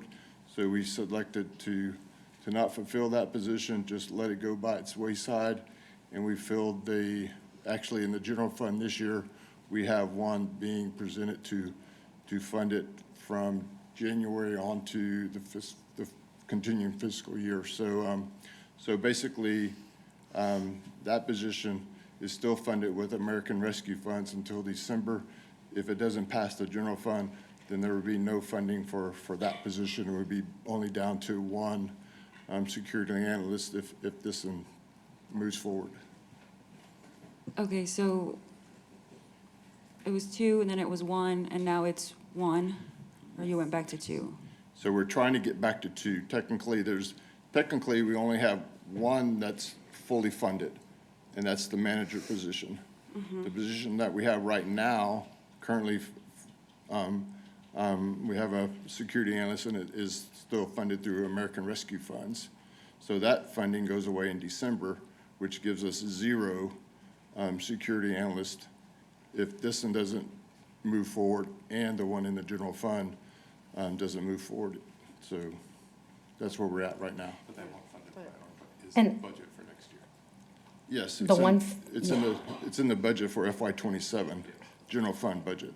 but one is for the general fund departments, and the one that is being asked for in this regard is for the utilities specifically. That's correct. 2 different, yes. Okay. Two different funds, focuses. So 2 then what different. money did we give up then? I'm so confused. No, we didn't give up any money. Okay. It was funded through American Rescue Funds. Right. That money was reallocated during the Right. reallocations that Because Payne did. you just decided not to fill that role? There was not enough general funds to move that position forward. Gotcha. When we were doing the projections for FY '27, Interesting, okay. so. Okay, yeah, that makes sense. I mean, now if we could talk about maybe eventually fixing the utilities website, that'd be great, but I've been asking for 6 years, so I'm not gonna hold my breath. But security is important. Yes, thank you. Well, I know the next slide, to Ms. Garza's point, is other direction for staff, so perhaps something like that could be germane to that discussion. I would also just one more question. I know during visioning, we had talked about, as a council, and I want to say there was a consensus of the body, to align billing periods with common pay periods. And the IT, and excuse my ignorance, but the IT Internal Service Fund, that whole, and I know it's ongoing, I remember y'all giving us updates about that. Do we anticipate that that's going to cost us via like a software that's gonna be required? And if so, is that included in the 348,000?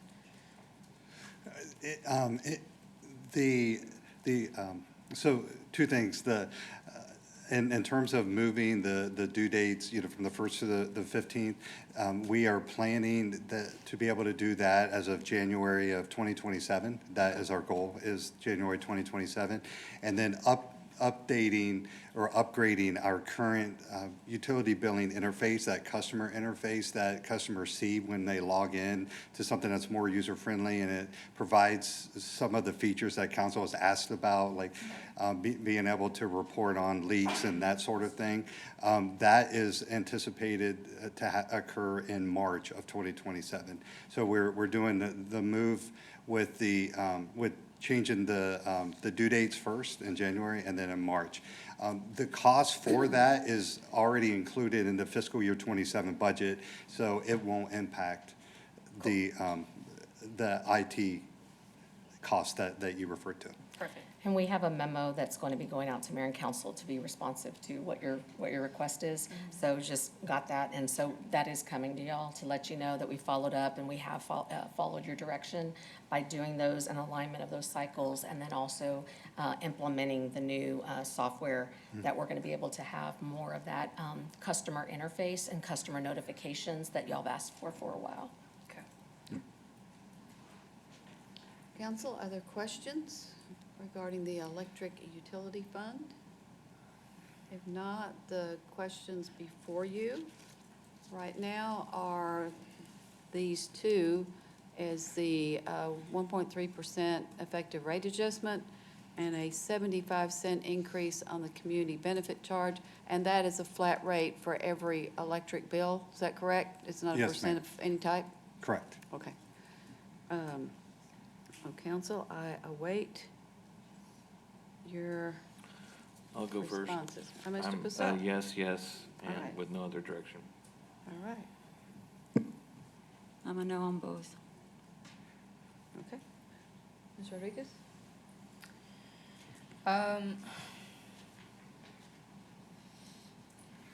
I just wanted to better understand how much flexibility is in the 1.3. I know we're a slow as you grow philosophy, but when we look at the last couple of years, we've been growing routinely.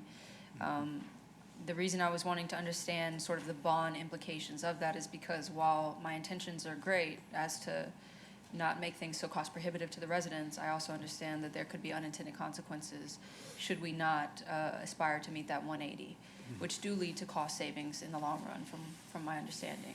Yes, ma'am. So when is this, like, is this decision point, is it going to come back to us at a later date where this? It can come back at a later date. The sooner the better.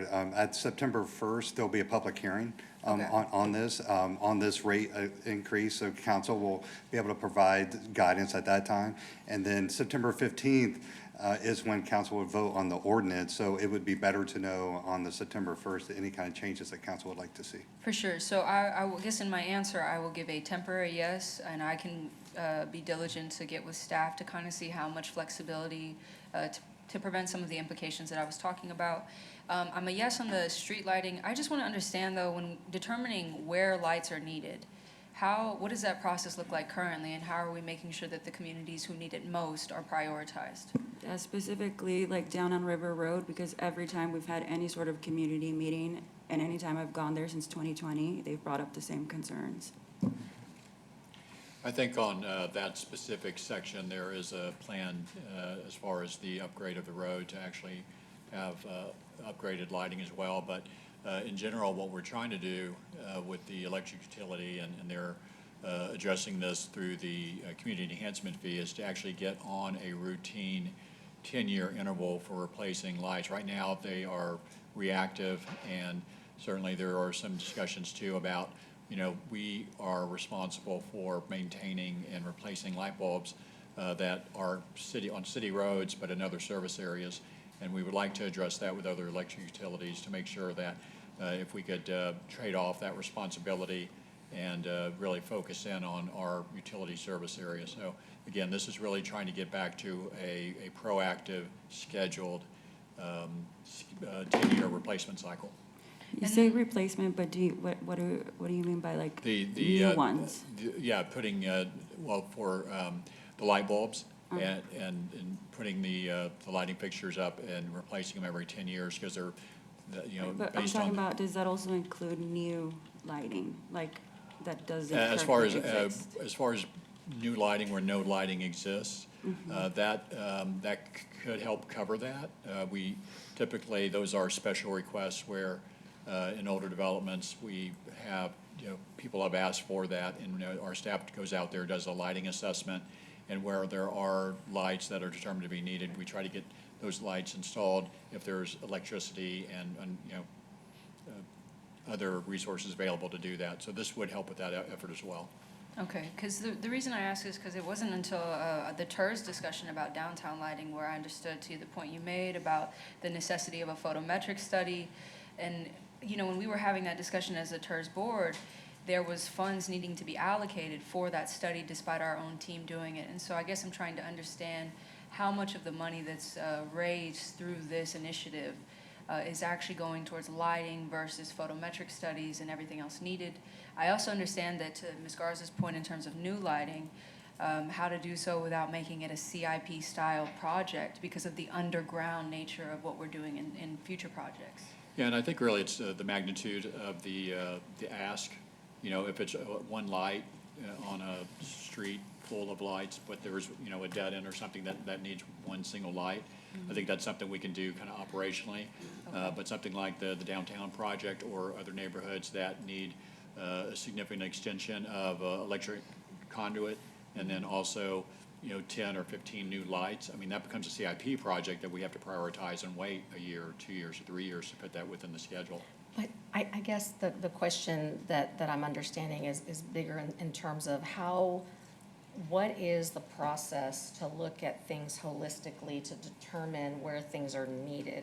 And I've always understood that, different neighborhoods are different, right? And some don't always want the lights because they like to be able to look up at the stars and so do we do that on a per request kind of a thing, or do we do that systematically? Is there something that we go out and scan areas? So I think that's what I was hearing kind of was the question in terms of what that holistic approach is.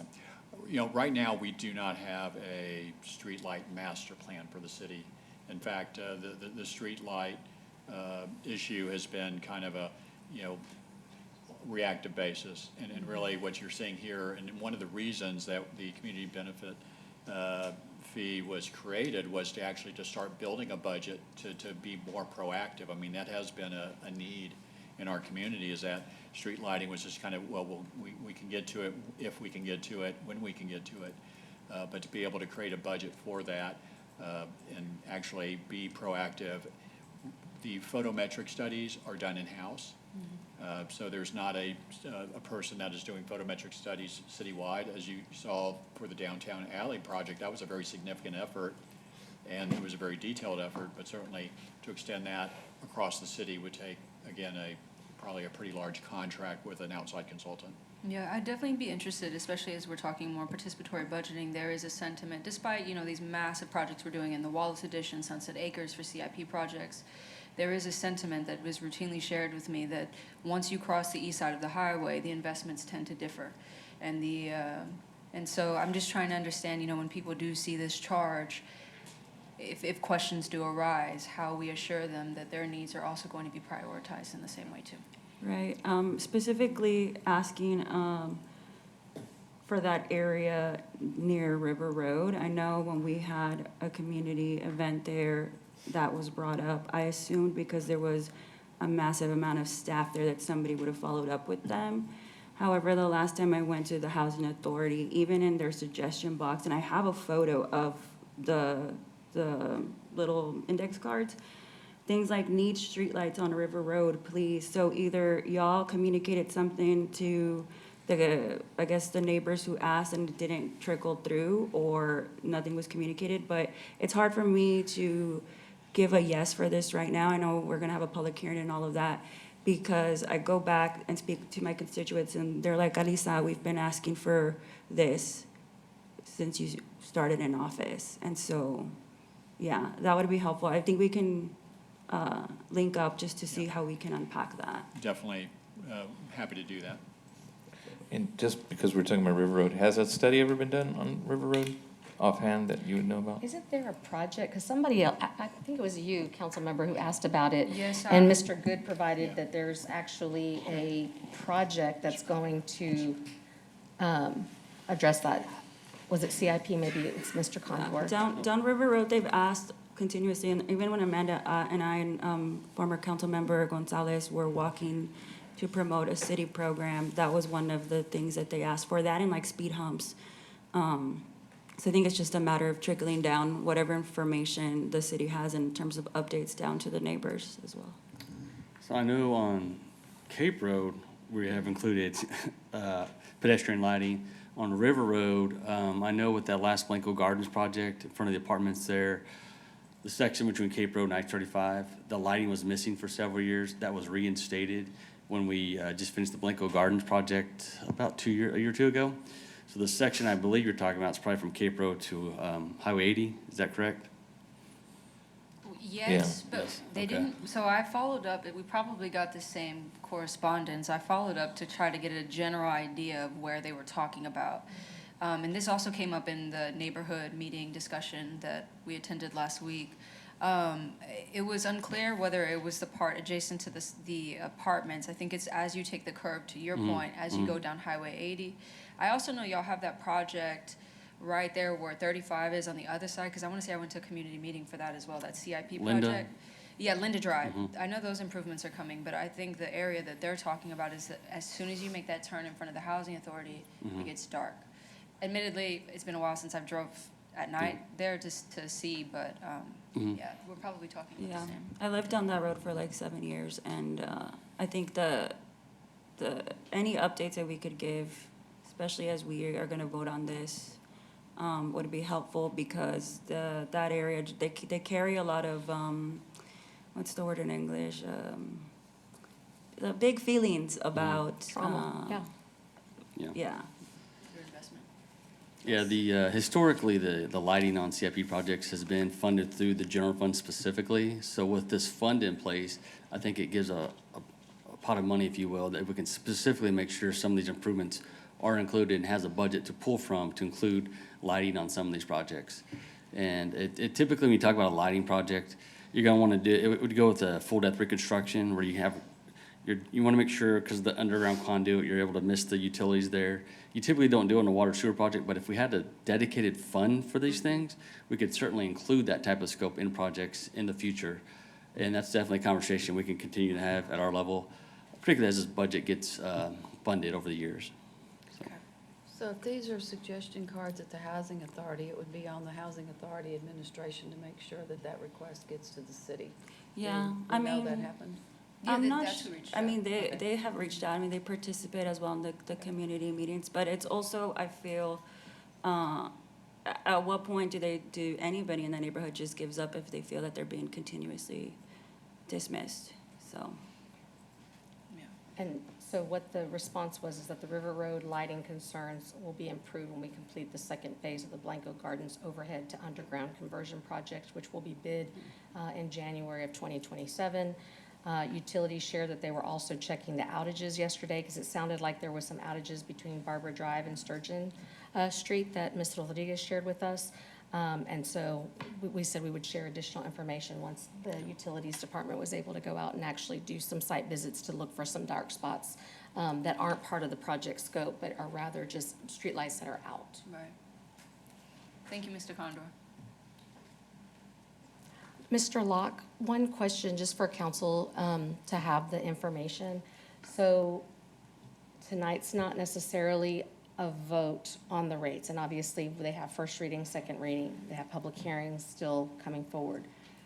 The 1.3% effective rate adjustment, what does that translate into for dollars? Because yes, we have flexibility to not adopt that, but the budget is based on that being adopted. So what's the amount that we need to go in and actually cut from our budget to do that? Just so that we have that understanding and that knowledge going into things.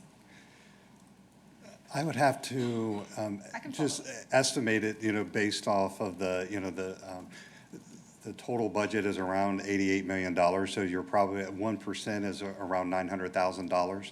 So, and then, you have another third of that, so you're looking at, probably around $1.2 million. And that range is about what it would be. I can find that number and follow up with you, though. Yeah, I'll definitely follow up. Obviously, don't want to do something that, I know y'all understand the intent to right, but I want to approach it in a way that's pragmatic and with sufficient supplemental information. Yes, ma'am. Yeah, page 81 has some information that would be helpful there. Okay, I've got responses from this side.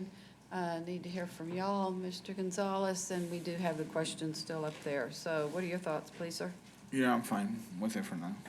Okay, Mr. Mendoza? I'm fine with both of these, but I want to say thank you also to the QAB board. Out of all these meetings throughout the year, it has been a great discussion. It has not just been one way. I know it's been hours and hours, so thank you so much for the thankless board. Mr. Scott? For now, yes and yes. Okay, and I am yeses on both, and we will see later. And then when we get to page 81 of the packet, there'll be some more information. Yes. So moving on to water and wastewater. Yes, Mayor.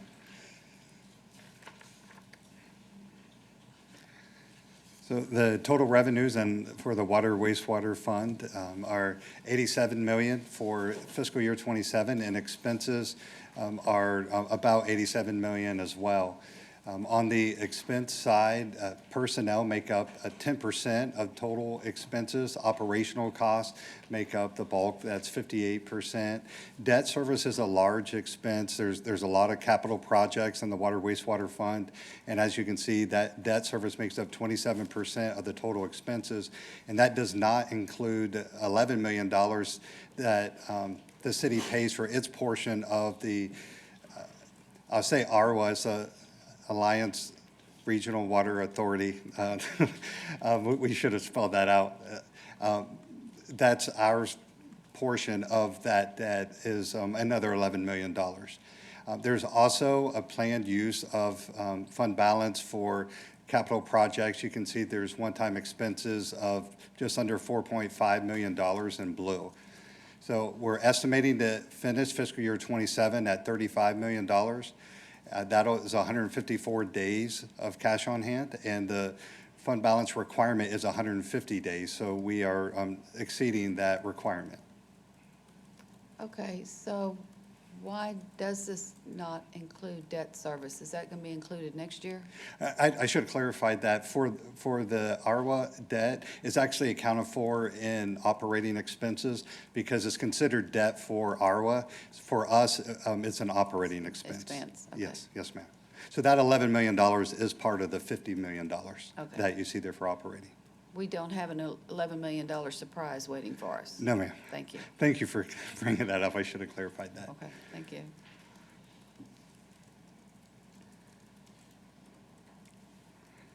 The Citizens Utility Advisory Board recommended a 3.4% effective rate increase for water wastewater, and that equals a water increase of 5% and a wastewater increase of 2%. Combined, it equals the 3.4%. Looking at our debt service coverage, those increases just get us above the legal required minimum of 1.2. It would be at 1.21. This is a look at the water wastewater bond rating. In July of 2023, we were upgraded from a AA minus to a AA, which is the same bond rating that the city's tax pledge has. It's a very strong bond rating. In April of 2026, that bond rating was affirmed as a AA.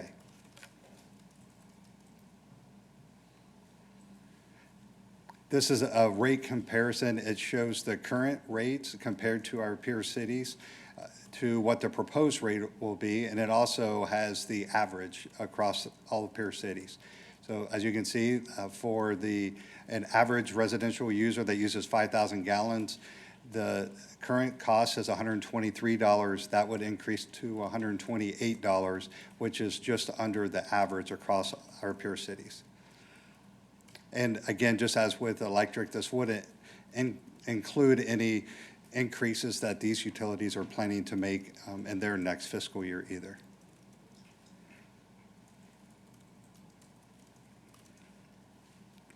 This is the same thing, only it compares to somebody who uses more. So this is somebody who uses twice the average amount, uses 10,000 gallons. You can see that compared to the peer cities, it doesn't change much from the current to the proposed. Compared to average, we are higher than average, and part of that is just promoting not using as much water.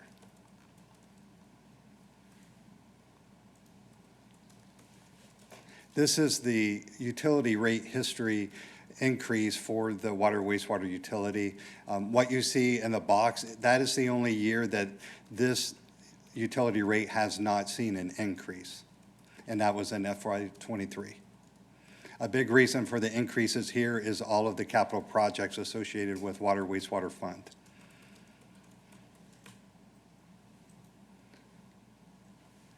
This slide shows the major cost drivers for fiscal year 27. The 3% increase, $157,000. That other half of the utilities security analyst is here of $70,000. Operationally, there's a utility cost allocation plan. This one is different from the one that we've seen before. The electric utility pays all the costs associated for instance, utility billing. Utility billing is paid for out of the electric fund, and then water wastewater has to reimburse the electric fund for its proportionate share of that expense. So that increased by $359,000. Then you have the indirect cost allocation and the information technology allocation that we discussed with electric. Those are those increases. From the debt service side for fiscal year 26 capital improvement program, those payments will increase a total of $5.5 million. $4.4 million of that is for the wastewater treatment plant. And as have been shared with council, the living unit equivalents that will be paid by the other regional partners is what is planned to make that debt service payment.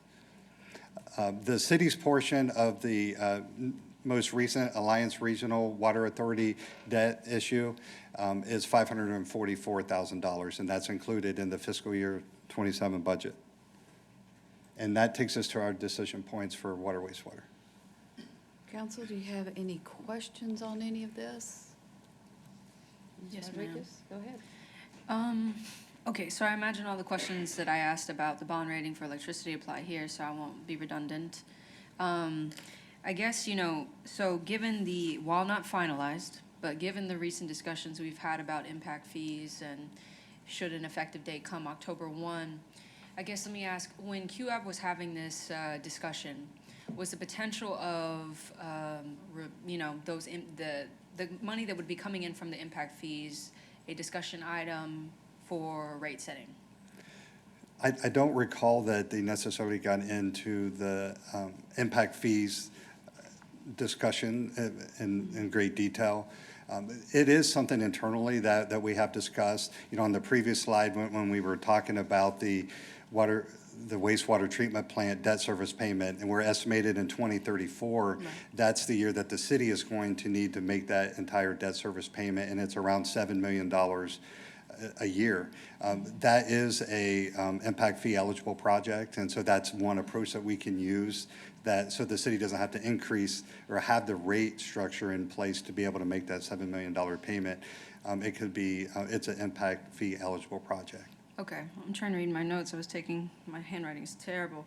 So, I guess the reason I ask is understanding or estimating what type of growth to be able to calculate potential revenue from impact fees. I imagine that's tricky, and it's an estimation similar to everything else with the budget. I guess I'm trying to understand, though, that while from the time now until, 1st and 15th next month, if we could calculate, should council, finalize that decision, potential benefits that could maybe reduce some of the increases in terms of rates that we're proposing here today. Just trying to see a balance that could be struck, because at face value of 5%, while I've seen, what it translates to potentially in dollars, at face value, it's a little bit of a sticker shock considering how many people are struggling right now. I understand fully that we have giant projects that we are going to be expected to pay for. But I just, in terms of the follow-up materials, I would and I can make my request clearer if that wasn't. No, it's very clear, and I think we internally understand the trade-off between an increase in impact fees and the debt service payments coming from the rates. And so it's a very good point. I think, right now, without the impact fee ordinance being adopted, not knowing what the effective date is, and plus maybe wanting to have 1 year under our belt to see, okay, what that growth is, in terms of the number of impact fee LUEs that are paid, how that impacts our total revenue and availability of capital funds. I think we wanted to have that 1 year under our belt to start just to look at how that rate impact is, but certainly we can try to do that now as well. Okay, yeah, any flexibility on estimations, because I know we have the question here, and I can answer that, but that can make a little bit easier of a decision for me, should there be more supplemental materials for that. And there is one other thing that I did want to provide with water, wastewater. A couple slides ago, it showed that with this rate adjustment that we would be at 1.21 on our debt service coverage. Right. Legally, we have to set rates so that we'll get 1.2. So we're just barely above what our required legal minimum is. So there's not as much flexibility with the water, wastewater rate as what there may be in one of the other funds. Okay. And that's what carries some risk in terms of trying to guess how much impact fees are coming in, right? Sure. Okay, thank you. Other questions on this side?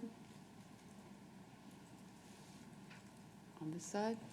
Okay, then you have before you, it looks like 3, but I guess it's really 2. If you could let me know where you are on those, and if you have any other direction. I'll start with Mr. Gonzalez this time. I'm good with him for now. I'm good with him. Okay, thank you. Mr. Mendoza? I'm good with them also. Mr. Scott? I'll pass on that. No, pass, okay. And Mendoza, you said yes, correct? Okay, thank you. And I am not thrilled, but it is what it is. Ms. Garza? I'm a no until we hear from our neighbors. Wait, until you hear from the neighbors, what process are you looking at for that? I'm gonna go talk to our neighbors, you're Mayor. gonna do it, okay. Yes. All right, okay. Mr. Passelt? I'm a yes on all of them. Okay, and Ms. Rodriguez? Temporary, yes, subject to the supplemental materials that should come down the line. And yeah. Okay. And staff is clear on what it is that you're seeking? Yes, and We're if good on not, that? feel free, I will be diligent to provide you any necessary clarity, should it be.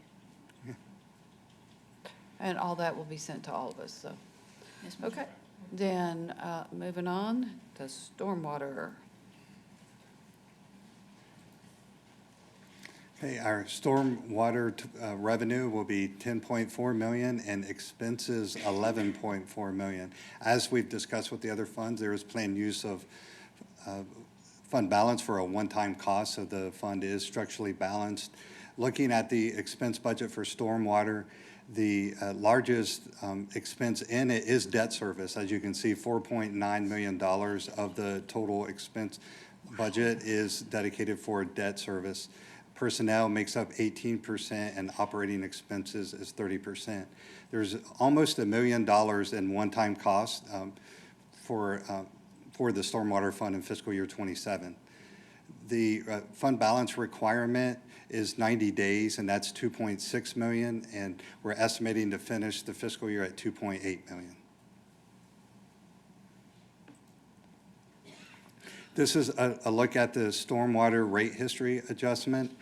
You can see that the boxes around the 3 years, actually, it could slide over one more year for 4 years where there wasn't a rate adjustment or a proposed rate adjustment. A big reason for this is the general fund covered the capital improvement program for stormwater in fiscal year 23 and 24, and it has been covering any amount in excess of $5 million from fiscal year 25 on.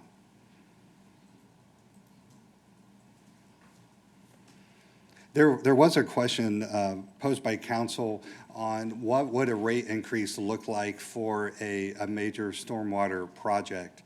This slide shows the impact to the stormwater rate for 3 different projects. You have Sunset Acres that the total project is $50 million. What you see boxed out is the stormwater component of that, and that is $24 million. So for that particular project, the rate increase that would be needed would be 17%, and that would increase what the average residential rate per month would be from $14.90, as where it currently is, to $17.49. And then when you move to the right of that, you have the Wallace Addition area. That's a $23 million stormwater project. That would take a rate increase of 16.5%. And so the rate would go from $14.90 to $17.36. And then for a slightly smaller project, you have Bishop and Belvin. That's a $10 million project. That would take a 5.6% increase, and that would increase the rate from $14.90 to $15.73. The fiscal year 27 capital improvement program is already fixed. So right now we would be, so any of these projects would be a fiscal year 28 project, and the debt service wouldn't hit until fiscal year 29. So if council were interested in any of these options, you really have 3 years where you could do an incremental rate adjustment to get the rates in place to be able to meet the debt service payments. And that's covered on the next slide.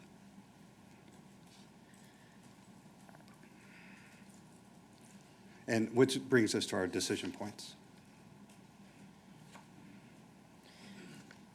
Council questions? Yes. Go ahead. It's for Mr. Condor. I promise it'll be something you know. I'm not going to surprise you. I know we've talked at great length, just given the community feedback about the Sunset Acres. Is the stormwater project that was on the previous slide the same one that we've been talking about in those community meetings that you and I have? Yes, yes. Okay. And do we feel, I guess, so I know that project was ongoing. We were waiting for some federal funds, I believe. Correct me if I'm wrong. Is this slide to be interpreted that without this increase, those projects are not feasible? This slide is, no. Okay. So Sunset Acres is fully funded. Okay. We're good there. Wallace Addition still is not fully funded. Bishop Belvin, we have some additional funding coming this year. This slide that was prepared to give you a general idea of how little stormwater we have compared to these huge needs we have coming. Right. In our stormwater master plan, I've dialed back the CIP as far as what's in it because $5 million is all we have to work with annually. And so where we're going with this is the stormwater master plan should be done this year, and we need to start programming some projects in. Right. I'm moving at $5 million a year with those projects unless we hear otherwise. You know, Right. if there's a bigger desire for maybe bigger projects to come through, maybe we program some larger projects. It's really helped us plan for the 28 CIP and beyond what this council desires as far as funding stormwater improvements. Right, and the reason I ask is because I want to support, given that I've seen the feedback. I mean, the residents in terms of need, they are very clear that they want these projects done and they want them done expeditiously. And so I guess, Mr. Locke, I know from the 24 to now to the last, 4 years, no rate. This, despite my sentiments on the previous discussions, While I'm not necessarily trying to be enthusiastic about a massive rate increase year over year over year, I do want us to have honest conversations about potential sticker shock come 28, 29. And so I know you said that the general fund has been covering this. I guess I'm just wondering if financially it's the most viable option to continue as we've been without some sort of increase if we're trying to prevent that sticker shock come 28 and 29. No, that's a great point, Ms. Rodriguez. I'm sorry, I'm losing my voice. The general fund wasn't able to continue taking on all of the stormwater capacity. That's why we had to change it to just the amount over $5 million. And even that is just up to what the general fund can do. So, and what Mr. Condor would tell you, what that's doing is it is taken away from other projects that the general fund would normally fund. So he's having to balance that, you know, the two out, the needs. As we look forward, there was a rate adjustment that was going to be needed in future years if we do nothing, because just the growth of customers isn't able to keep pace with this. This was going to be one of the last years that we would be able to not do any kind of rate adjustment in the stormwater fund. Right. And just remind me, is this the fund that Texas State does not contribute to, given their petitioning of the legislature? Yes, Okay. ma'am. So that's not a contribution that we can rely on? Correct. Okay. Are we on, Mayor, are we on this? Are you looking for responses for this? We are, and just as a notation, as I've said before, all of this used to be from the general fund before we created the stormwater fund, I think in the 90s at some point. So just something to know. And also, well, we're going to get to the stormwater. Have we already seen the stormwater rate history? Yes. Yes, we But did. what I was going to call to everyone's attention is that 9.14, that's $9.14 a month, correct? We can go back? Oh, yes. Yeah. So, and we haven't raised that. I think it's one more. The $14.90 per month, is that what you asked? ma'am? Well, that's a typical residential. Yes. 914 is small residential, large residential is 2177. It's a Okay. slide before this one. So when we're talking about a percent increase, it's not what we might think of, like in electric rates or something else. So just wanted to make that point. Yes, ma'am. This is also one that when we had talked about it before, that I said our community really understands the need for stormwater relief for these projects to get that water going whenever it comes either down from the sky or up from the river, how we get it, keep it out of our homes. So I guess I'm asking why there's not a rate increase suggested on this. And does QAB look at this one? And not this year, Mayor. You know, at your suggestion, that was something that we were going to look into doing next fiscal year. Okay. It was just too late in the process to Right. do it No, this fiscal I year. get that. That's fine. So, but why would we not want to increase this one? It was just looking at all the other rate adjustments We that already were had being so asked many. of city councils. This one did not need it for this year, so that's why we didn't propose one. Well, it didn't need it, but we're filling the gap from the general fund, and we've got to raise that money for there. So it's either Yes, ma'am. coming out of one pocket or the other. Yes, and you're also limiting, the types of projects that you're going to be able to do Right. as well. by Yeah. not. Okay. I think it would be wise to do something, just to get the ball rolling. I wouldn't be proposing a max rate or anything, but just something to get something put in place for the next 3 years. Right. Yeah, because each of these stands on its own. It's not like we increase this and reduce electric because we need the money in electric. So these are each siloed and need to be. And Mayor? Yes, point- ma'am. Point of clarification. So this, if I remember correctly, the proportionality of it is due to the impervious cover, top and bottom, right? Ground, rooftops. So it's based on square footage, right? Yes, ma'am. I guess, yes, Mayor, to that point, I never thought I'd be sitting here and being like, hey, we need to do something. But I genuinely do not feel comfortable with a potential sticker shock that comes later down the line that our residents are not going to like. And for the general public, can we maybe articulate what type of projects this money goes to? I don't think, I didn't know prior to joining council, and to Mayor's point, there is great public sentiment about the projects that it fuels. So, Mr. Condor, I'm sorry to call you once again, Well, but this benefits you. Well, and while he's getting there, whenever we can do this and keep water out of people's homes. Saves money that's- long-term. Exactly. Right. That's saving them. Right, and So- also, Mayor, to that point, I mean, given that the state has looked at what emergency dollars could be used for previously, COVID being one example, I don't feel that there's certainty that should, God forbid, a natural disaster happen, that there could not be a change of course, and so I just want to make sure long-term it's viable.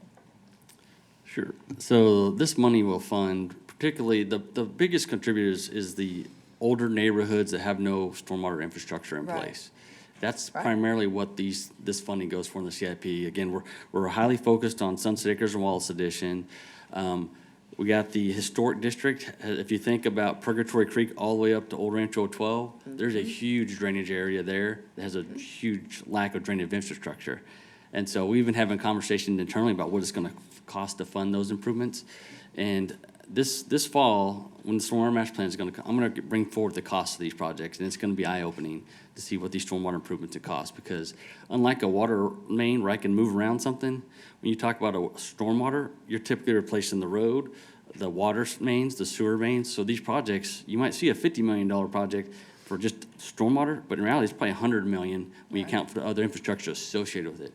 So the more money we have, and these projects aren't coming cheap. They're just so much digging up you have to do to fit this pipe in the ground. This money will not be hard to spend on CIP projects because the need's there. When did you say you were gonna bring the prices for that? We anticipate the stormwater master plan to be wrapped up this winter, like I said, November, December timeframe. And so the intention is to come back and give you a good overview of the big projects we've identified. And I'd like to probably talk about some of the regional projects as well, such as the dams and the Purgatory Creek, just just group all the stormwater improvements together so that the council can really see all the needs of the community and what we need to do and what's gonna cost, and maybe lay a groundwork for how we can get there. Right. I appreciate those efforts, and I hear the argument that if we don't address something now, that it's gonna be sticker shock in the future. But the rebuttal I get from neighbors is, perhaps these projects wouldn't be so expensive if you all had historically ignored the issue. And that's, a perspective, not saying that it's, factual. So it is difficult for me to go back and tell folks, we're gonna be doing these increases for these theoretical projects that they cannot see that far into the future, and they don't have a lot of trust to rely on based on past experience. Does that make sense? So being able to, I guess, even update neighbors on, this is why there was a stall on this project, because this general sentiment that I get is, y'all keep telling us that you're gonna fix this and that, and you don't. And yeah, I'm just naming that to say, like, that's what I struggle with when I have to go back and repeat these talking points to them. There is like a disconnect where it's like we are sometimes the receivers of that information and it doesn't get to city staff. I always try to encourage folks to reach out to y'all, but I also don't blame them for not. Yeah, so just kind of giving you that perspective, and for y'all to be mindful and to continue some of the work that y'all have been implementing with the community conversations and like attempting to give updates to our neighbors, because it's still a hard sell even with that. Understood. And may I ask, I can give an answer to this question, but in terms of additional supplemental material, similar to what the rates look like in terms of dollars, I'd be interested to see what the actual impact, and then obviously the distinction between residential, commercial, and the like. So, Mayor, I don't know if you're ready for an answer. Sure. Well, I want to see, let's see if are there any other questions or anything else that might influence someone's answer? So let me check down here. Down here, none? None? Okay. Then I think that we're ready. I'm over here with a spreadsheet, looking at what the actual increase would be. So, would you like to go first? Yes, ma'am. I am a yes to the question. I'm gonna, like I said, the supplemental material, when y'all bring it back, what it would translate into dollars would help me be able to determine, what type of vote I would. Because Sure. just saying a 1.9 without knowing what that translates to in terms of financial impact is a little bit. We should have put it on that slide, that 1.9, just so you know, is 28 cents for the residential customer. It'd be a 28 cent monthly increase to $15.18 from that $14.90. Okay. So- And then another question would be, is there any, and I don't own a home, so I'm just ignorant on this. Is there any benefit, similar to like when we do things for fire stations in terms of insurance, like impact to insurance rates? Is there any? Good question. I was going to ask that. Yeah, I want to know, like, by us committing to do something like this, is there a return on the Kind of the investment for impact on it? that. That is a question I do not know the answer to. Do you Okay. have- And if nobody does right now, that's okay. Typically, the answer is going to be no, but I'll give you an Okay. example when the answer will be yes. On the Purgatory Creek project, we're actually going through what they call a LOMAR process to modify the floodplain, which will actually remove several homes out of the 100-year floodplain. So those residents then will get a discounted rate on the insurance because they're no longer in the 100-year floodplain. So we don't do that on all projects. There are just a few bigger projects that we actually go through that effort, that actually removing or relocating the floodplain, for the lack of a better term. So the answer is sometimes. Okay. So. Well, the other thing is that as time has gone on in Atlas 14 studies, et cetera, and as surrounding areas have more impervious cover, that's putting more people into potential flooding. Am I right about that? It's just a little bit. If it takes your home out of that area, you can sell it. It's going to be easier to sell for you to do whatever your next stage in life is. If I'm wrong on that, say so. I know that's a very exaggerated, perhaps, but if it takes your home out of that area, I can attest to that, living in the Rio Vista neighborhood. uh-huh, I've changed my insurance since we've had the changes in the new stormwaters and the sidewalks and all that drainage taking care of my neighborhood. I've changed my insurance 3 times, and each time I am getting significant rate decrease because I have stormwater, I have more drainage, and I am a little bit, it's not as deep of a floodplain anymore. That Atlas 14 kind of recategorized everything for me. So I do see a discount. I can't guarantee it's for everybody else, but I can attest, in my part of my neighborhood, we definitely, I can get a Okay. discount. I don't know, so I'll look for a future answer, because I'm just trying to see, like, to Ms. Garza's point, when I go and articulate these things, it's much easier to kind of identify a potential cost-benefit analysis to some of the decisions we make. And so if there is a benefit, I'd just be interested to see. Yeah. I think the difficulty, and maybe we as staff don't do a really good job to help explain sometimes, and, it takes money, obviously, to do these things and do the projects, and the costs do go up, as we know, as with all things. And so we can only do the projects that we have funding for. And philosophically, the council has said, don't change this rate, don't change this rate. And to the same point of saying, go and take it from general fund, which is already a constrained fund. And so our ability to do the projects, when you get people that are upset and y'all been saying you're gonna get this done for this many years and you don't, it's all a result of what funding is available. Sure. And so that's the other part of the equation that I'm hoping y'all can help us with, because it's not really the whole picture to think that it's all because staff's just not willing to do these projects. It's not that at all. It's because we have to prioritize based on what funding we actually have available to us to make the projects happen. And it also depends on the scope of the project, if there are other things that have to be done in addition to stormwater. So just want to make sure and kind of say that other part of it is that I hear that, and I know that that's extremely important to people when it comes to their livelihoods and their homes. But there's also the how do we pay for it, that we just need a little bit of assistance with, because rates have to match what it is that we're wanting to fund and pay for to do those projects. Right. For me, it's just, I understand capital is the primary necessity. I think it's in terms of articulating to the public, it's how to articulate that there's a correlation between, hey, we're doing this and it's meeting your needs. And so if that's like a map for the last, I don't know, CIP projects over the last maybe 10 years, and trying to see, hey, here's what we've done, something like that even too helps. But I understand what you're saying. The reason I'm supportive of this one is because, to the point I just made earlier, I have talked to many people in Sunset Acres who desperately are appreciative of the project that's coming. I know it's not coming at the pace that they wish. I get that, and I get constant calls about that. But they see this as a necessity, and I think they do appreciate the return on investment that they're seeing in that community come in the future. So, yeah, understanding that, they literally have a whole project right now in that area for flooding. Yeah, it's phased in 2 parts, I understand that, but people are desperately wanting it, especially where that church is. I know you've probably been contacted by that neighbor. She's talked about it a lot, about water flowing in the back of her home. Yes, she's come and talked to it. Right. I know, I know that they're wanting it, but the only thing I hear is this isn't coming fast enough. What are the updates? Does that make sense? As recently as today, when I was just trying to get a taco, okay, at the Mexican meat market. And I'm like, okay, I will try to get you answers. And then I'm over here texting poor Joe, poor Stephanie in the middle of the day, and I'm just like, I don't know what to tell y'all. And then the next time I talk to her and be like, oh, we also increased all your rates, but here's your information. What I can do, I'm coming here next 2 weeks to give an update. I have some slides prepared to give updates on projects.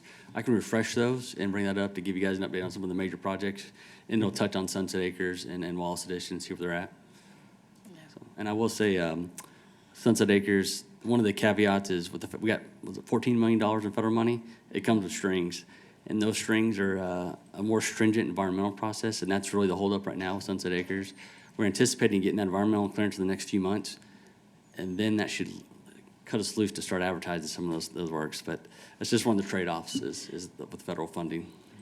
The other thing that we struggle with is because general fund, the tax-supported fund, you have to determine how much of that goes to operations and how much of it goes to debt. And so that's one thing where I will be honest in the sense that the operations part, at one time, and Mayor Houston will remember this, is that we were heavy on the debt side of it. And so we had more debt than we had in operations. And so the council at the time said, y'all really need to start living within your means and have less debt and more towards operations. So that ratio changed.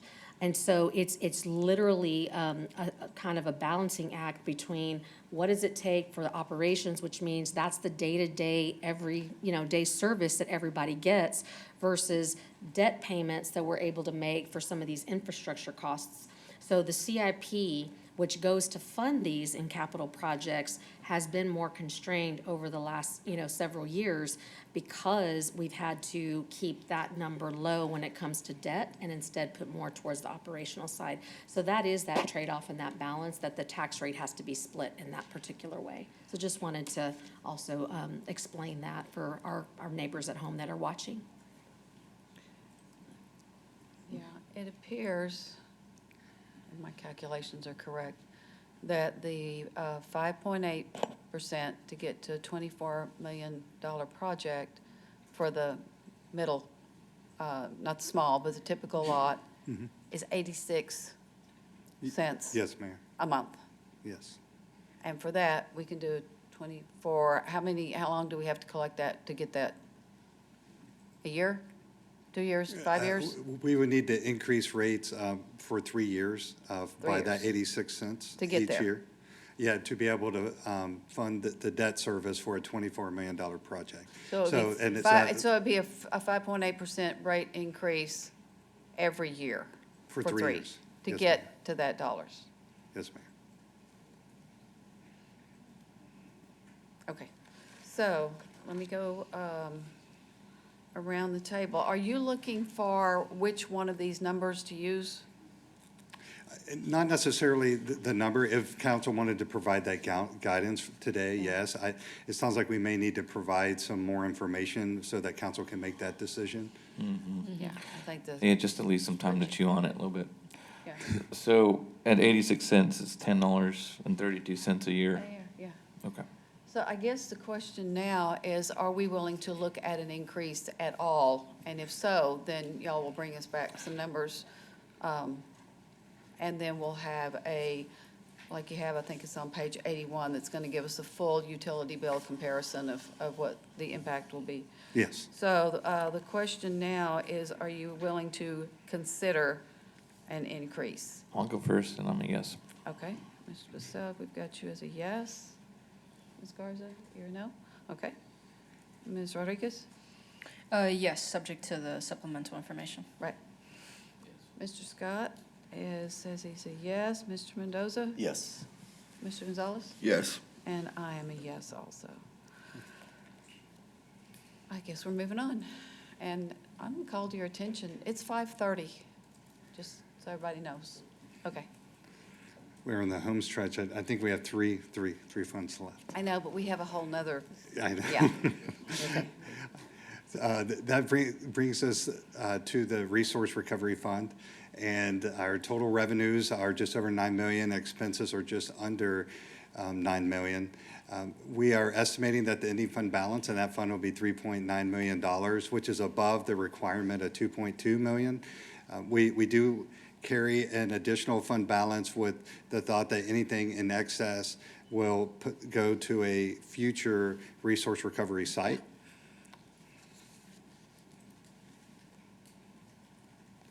This is the resource recovery rate history of increases. There's typically been an increase with, most recently, at least the past 2 years, it's been around 1%.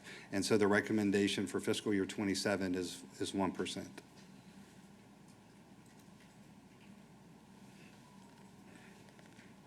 And that brings us to our decision points. Okay, Mr. Scott says he's a yes. Yes. Yes. Mr. Basalk is a yes. Ms. Rodriguez is a yes. Mr. Gonzalez, did you say yes? Yes, ma'am. Sir?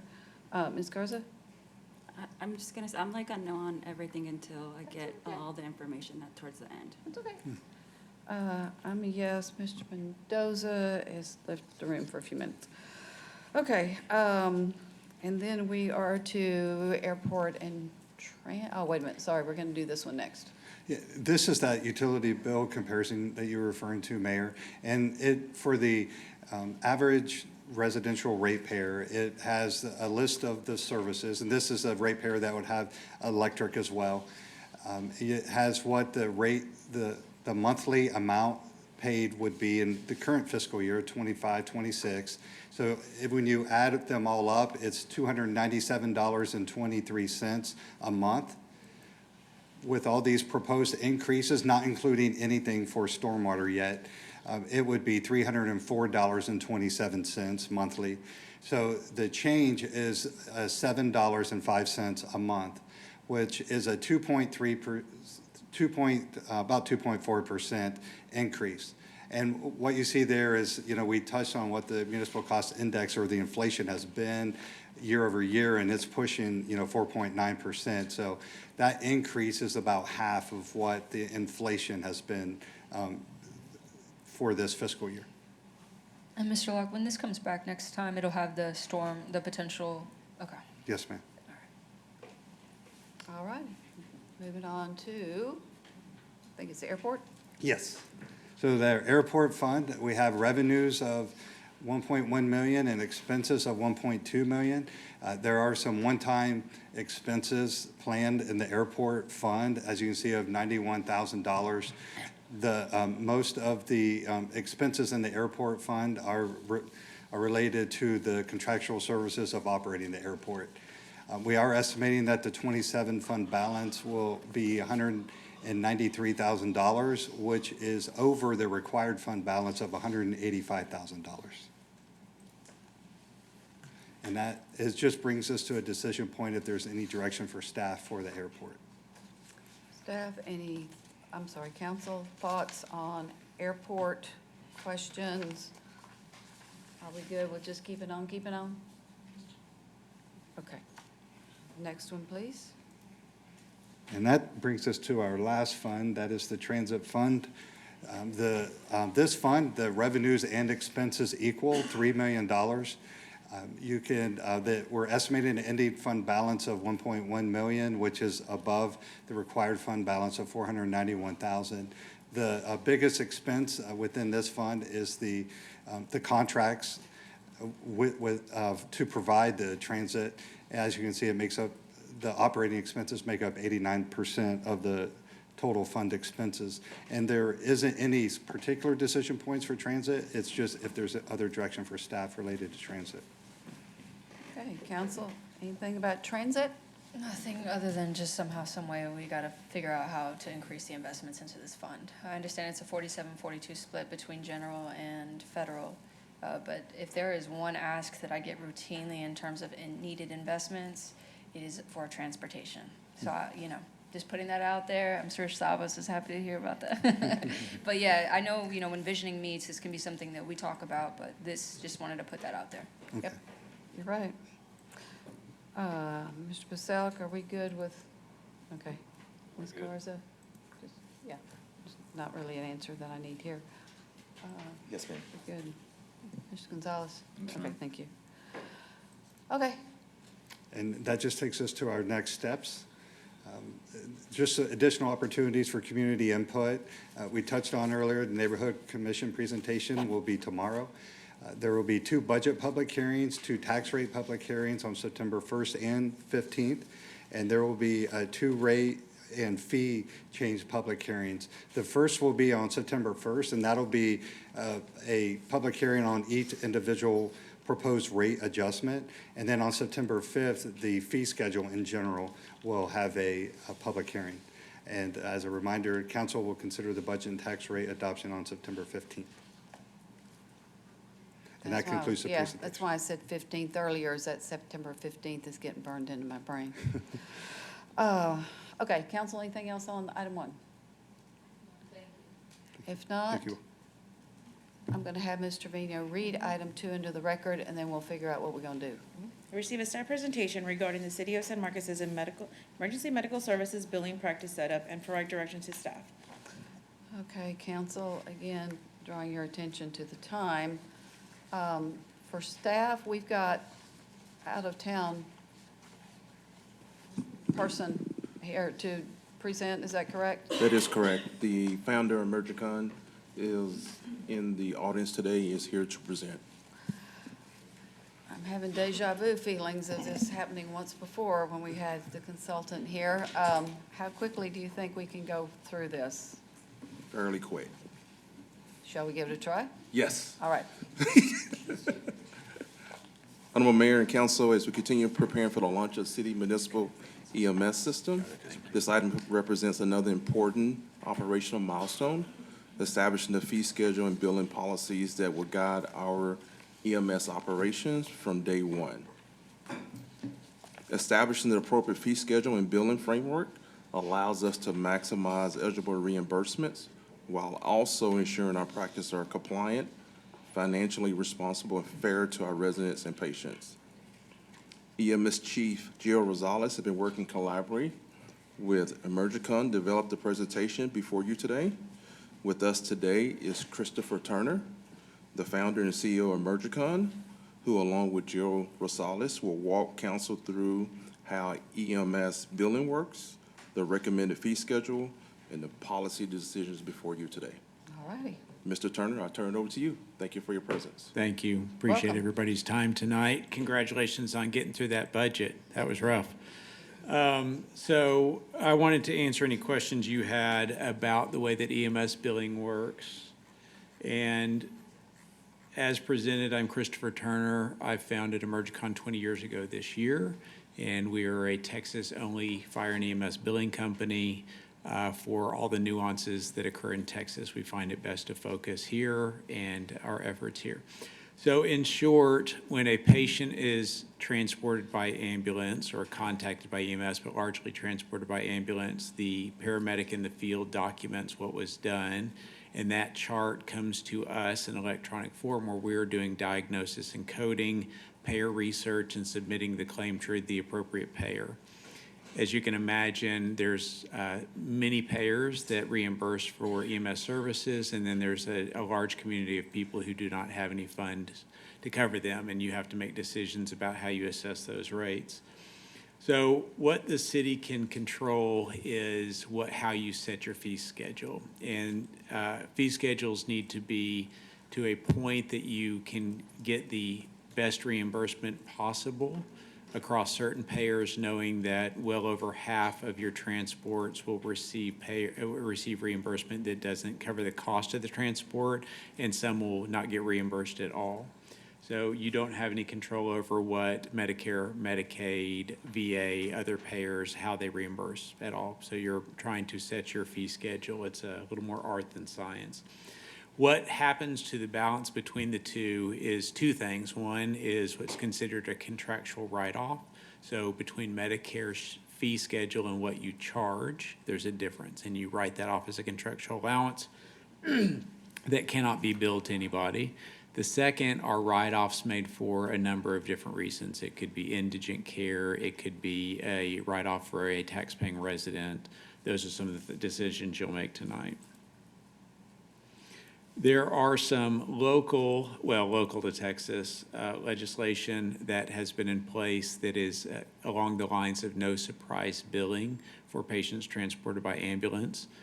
Generally what I say is if you're calling 911, that's where the surprise starts, but the bill can be a second part of that. And the community generally pays for readiness, not for utilization, and utilization is paid for by the individual who needed to use EMS. So these bills are a little bit confusing. The intent behind them is to make some allowances for people covered by plans that are administered by Texas Department of Insurance, but the language has been such that it is somewhat confusing for communities in terms of how they can set their own municipal fees. So this is the recommended fee schedule that we've worked up with Chief Rosales. It is an increase from San Marcos Hays County. You have some benefits in the city of San Marcos that San Marcos Hays County does not have, primarily that you can make adjustments for tax-paying residents in the community as a tax levying municipality. These fees, you can see a cascade down based on the acuity of the patient, the level of service, down to disposables and mileage and some other things. Whole blood administration is fairly new in EMS. There are very few instances to get reimbursed for that, but we want to get ahead of that as it is being piloted in a number of areas. So how you can benefit your resident through your own EMS services. You can offer tax-paying citizens of the community a discount. They already pay taxes in for EMS service. You can discount their bill. You can also discount people who do not have any insurance coverage. You can also participate in a program to pursue charity or indigent care reimbursement. It's a cost report done by the city, actually probably a contractor of your choosing, that would submit a cost report against what you've written off in indigent care and recover some portion of what your costs were. The decisions that you need to make are to adopt the fee schedule. That is a recommendation. Decide if you're going to offer residents of the city of San Marcos a discount on balances they would owe out of pocket, whether you're going to offer a discount for those people who do not have insurance coverage or any type of coverage, whether you're going to participate in the Texas Ambulance Supplemental Payment Program. Arguably, you don't need to decide that tonight. And then the last decisions are a write-off policy. They're recommended on our side. It's really something that we would take care of, but I wanted you to be aware, whether you balance bill non-residents, you could balance bill residents, but you balance bill residents, people who utilize the service that pass through the community. So if they had an accident, let's say on 35, they're from New Mexico, and you would like to be reimbursed at your charges for EMS service. And what you do about city employees and family and workers' comp arguably, there's not really a decision to be made there. Workers' comp is administered in a little bit of a different way, but wanted you to understand from a city employee standpoint, if you transported somebody who worked for the city, whether you would pursue workers' comp or not.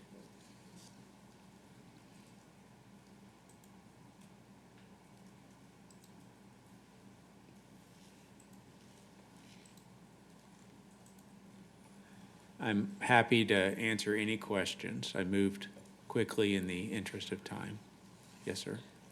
Okay, now is the time for questions.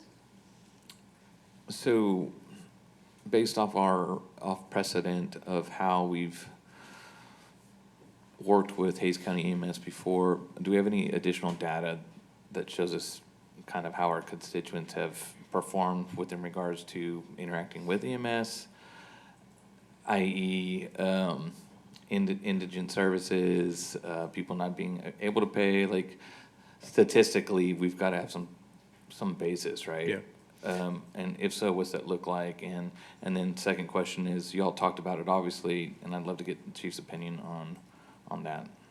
So to give you an idea, out of 100 patients transported by ambulance, you've got probably 48 or 50 recovered by Medicare.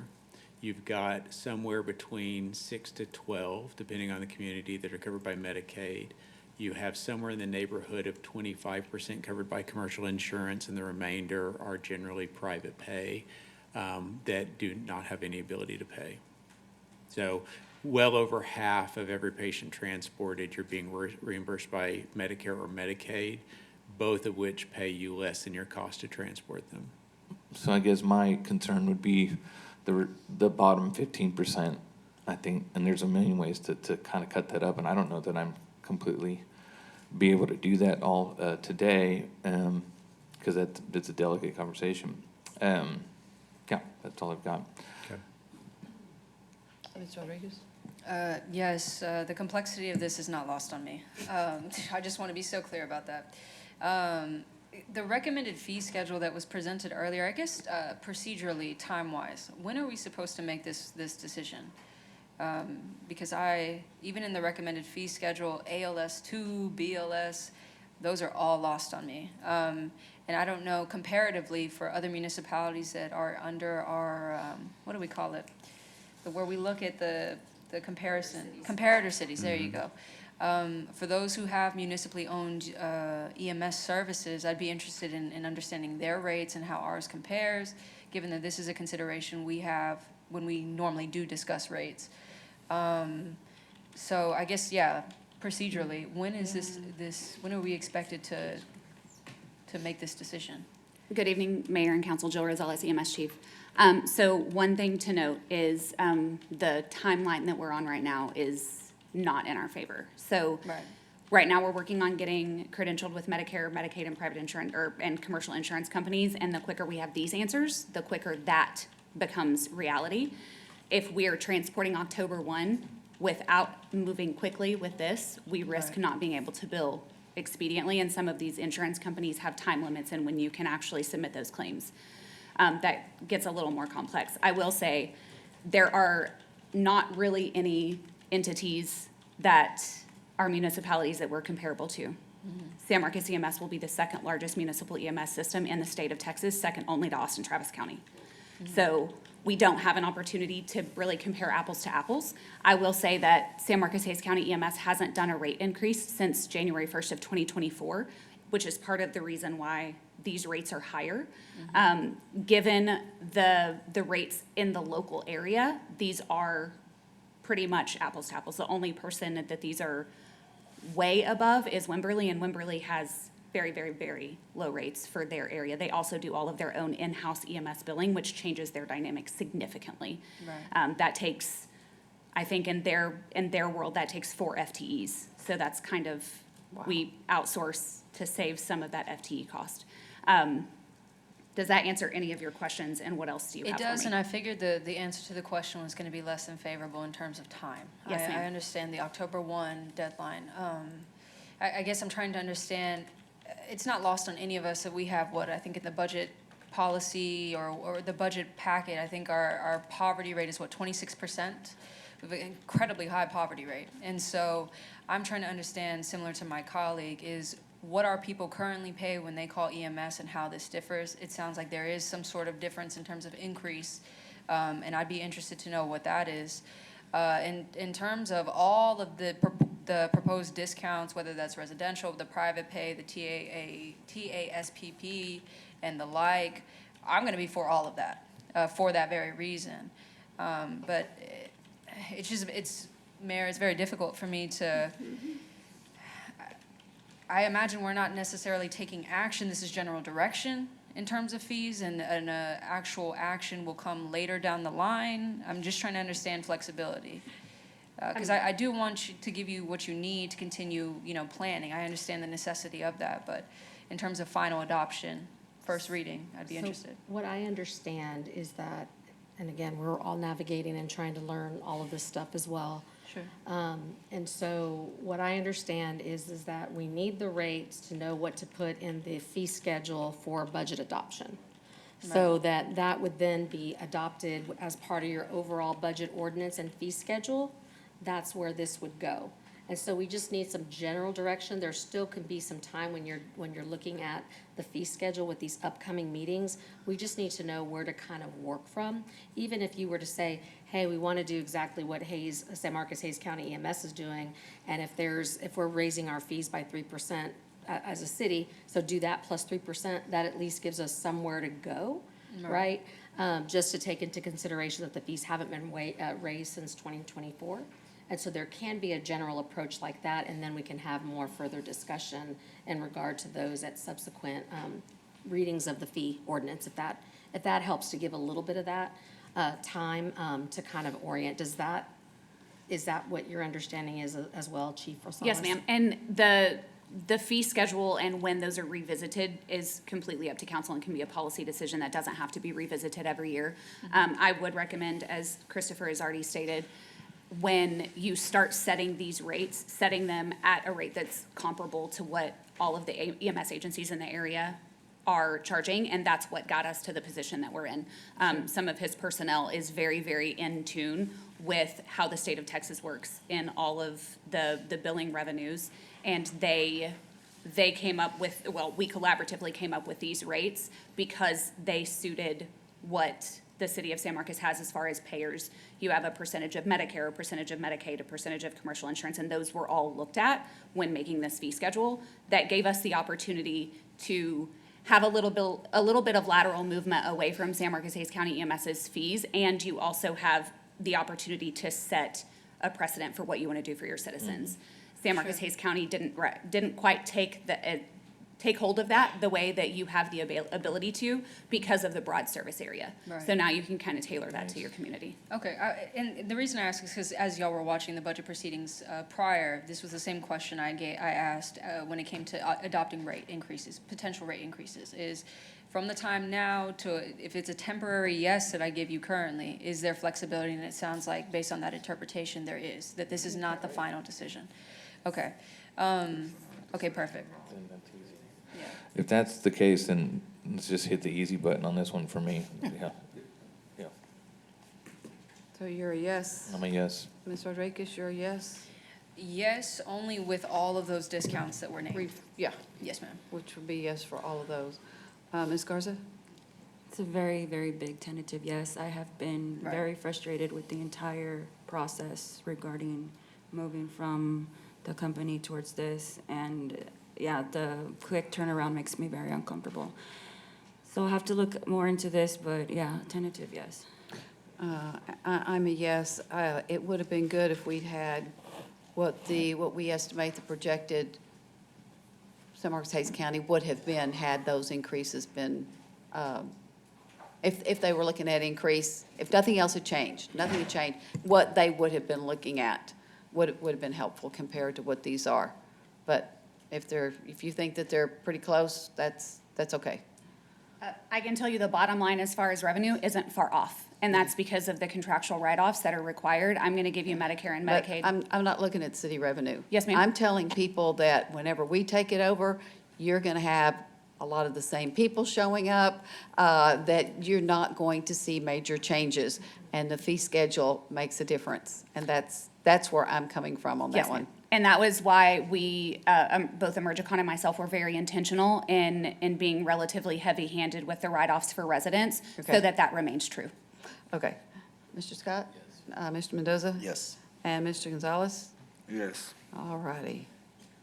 And what we can do as well is with the rates that are being recommended, Mayor and Council, for the budget discussion that you will be having September 1st and 15th when you're considering fee ordinances and things like that, we can also do a chart that kind of shows estimated revenues and expenditures kind of a thing, so that we can kind of see what that financial part of it looks like in terms of being able to break even or not, or what those kind of things look like. So just having something to help y'all look at that like you would your other funds. Please. Even though this is part of general fund, it's not a standalone, Yeah. but still just something that helps to see what that impact has on the general fund. Yeah, I'm looking at total and how it affects our budget. Right. But I'm also looking at the individuals and how it's going to affect their budget. We Sorry. can provide comparable rates. It's, in going through your senior budget presentation, that would have helped you a lot, so we'll do that. Okay.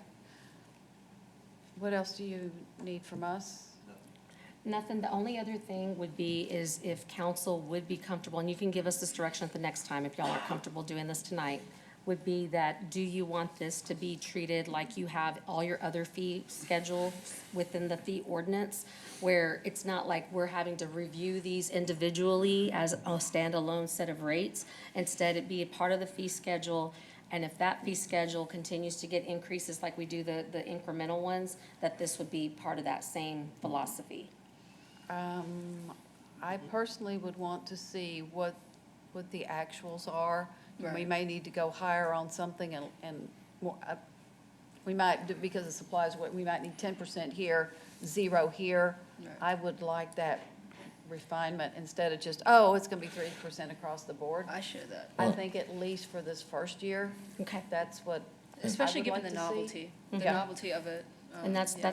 we're fine with whatever council wants. We just wanted to make sure that we're following y'all's direction and what y'all's Yeah. desire would be for Well, that. let's see, are y'all, let's get more detail first go around when it goes up. Yes, Mayor, and also I had a question, but in the interest of time, I don't need an answer right now because I have a feeling it might become a long discussion.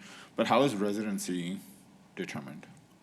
Especially given our large student population who don't legally change their residency to the city. But again, you don't have to answer it now because I'm Okay. assuming it's gonna get complex. We but- will respond. Cool, thank you. Yep. What else do we need? Mr. Anderson, are we good? Okay, so we have completed item 2. And so now, I think, Mr. Gary, we need to have Ms. Trevino at least read item 3 so that we address it since it's on our Sure, she agenda. she Okay. can read it, just. Ms. Trevino? Yes. The San Marcos City Council will convene an executive session pursuant to Section 551.074 of the Texas Government Code Personnel Matters to discuss the duties of the city manager related to the meet and confer process. Okay, council, since we're 3 minutes away from our regular meeting at 6 o'clock, I'm going to suggest that we use our option where the executive session is always listed also on the regular agenda and that we address it at that time. Are y'all good with that? Okay, so we're going to do it at 6, well, at the 6 o'clock meeting. There was no one on the Q&A session with press and public signed up, so we will move past that. And there being no more items on this agenda, I'm going to adjourn us at 5:57. And we're going to need the delay of game slide up at 6 o'clock. How much time do y'all want before we come back? Yeah. What do you want, 6:15? Okay, we'll be back at 6:15 for the 6 o'clock meeting.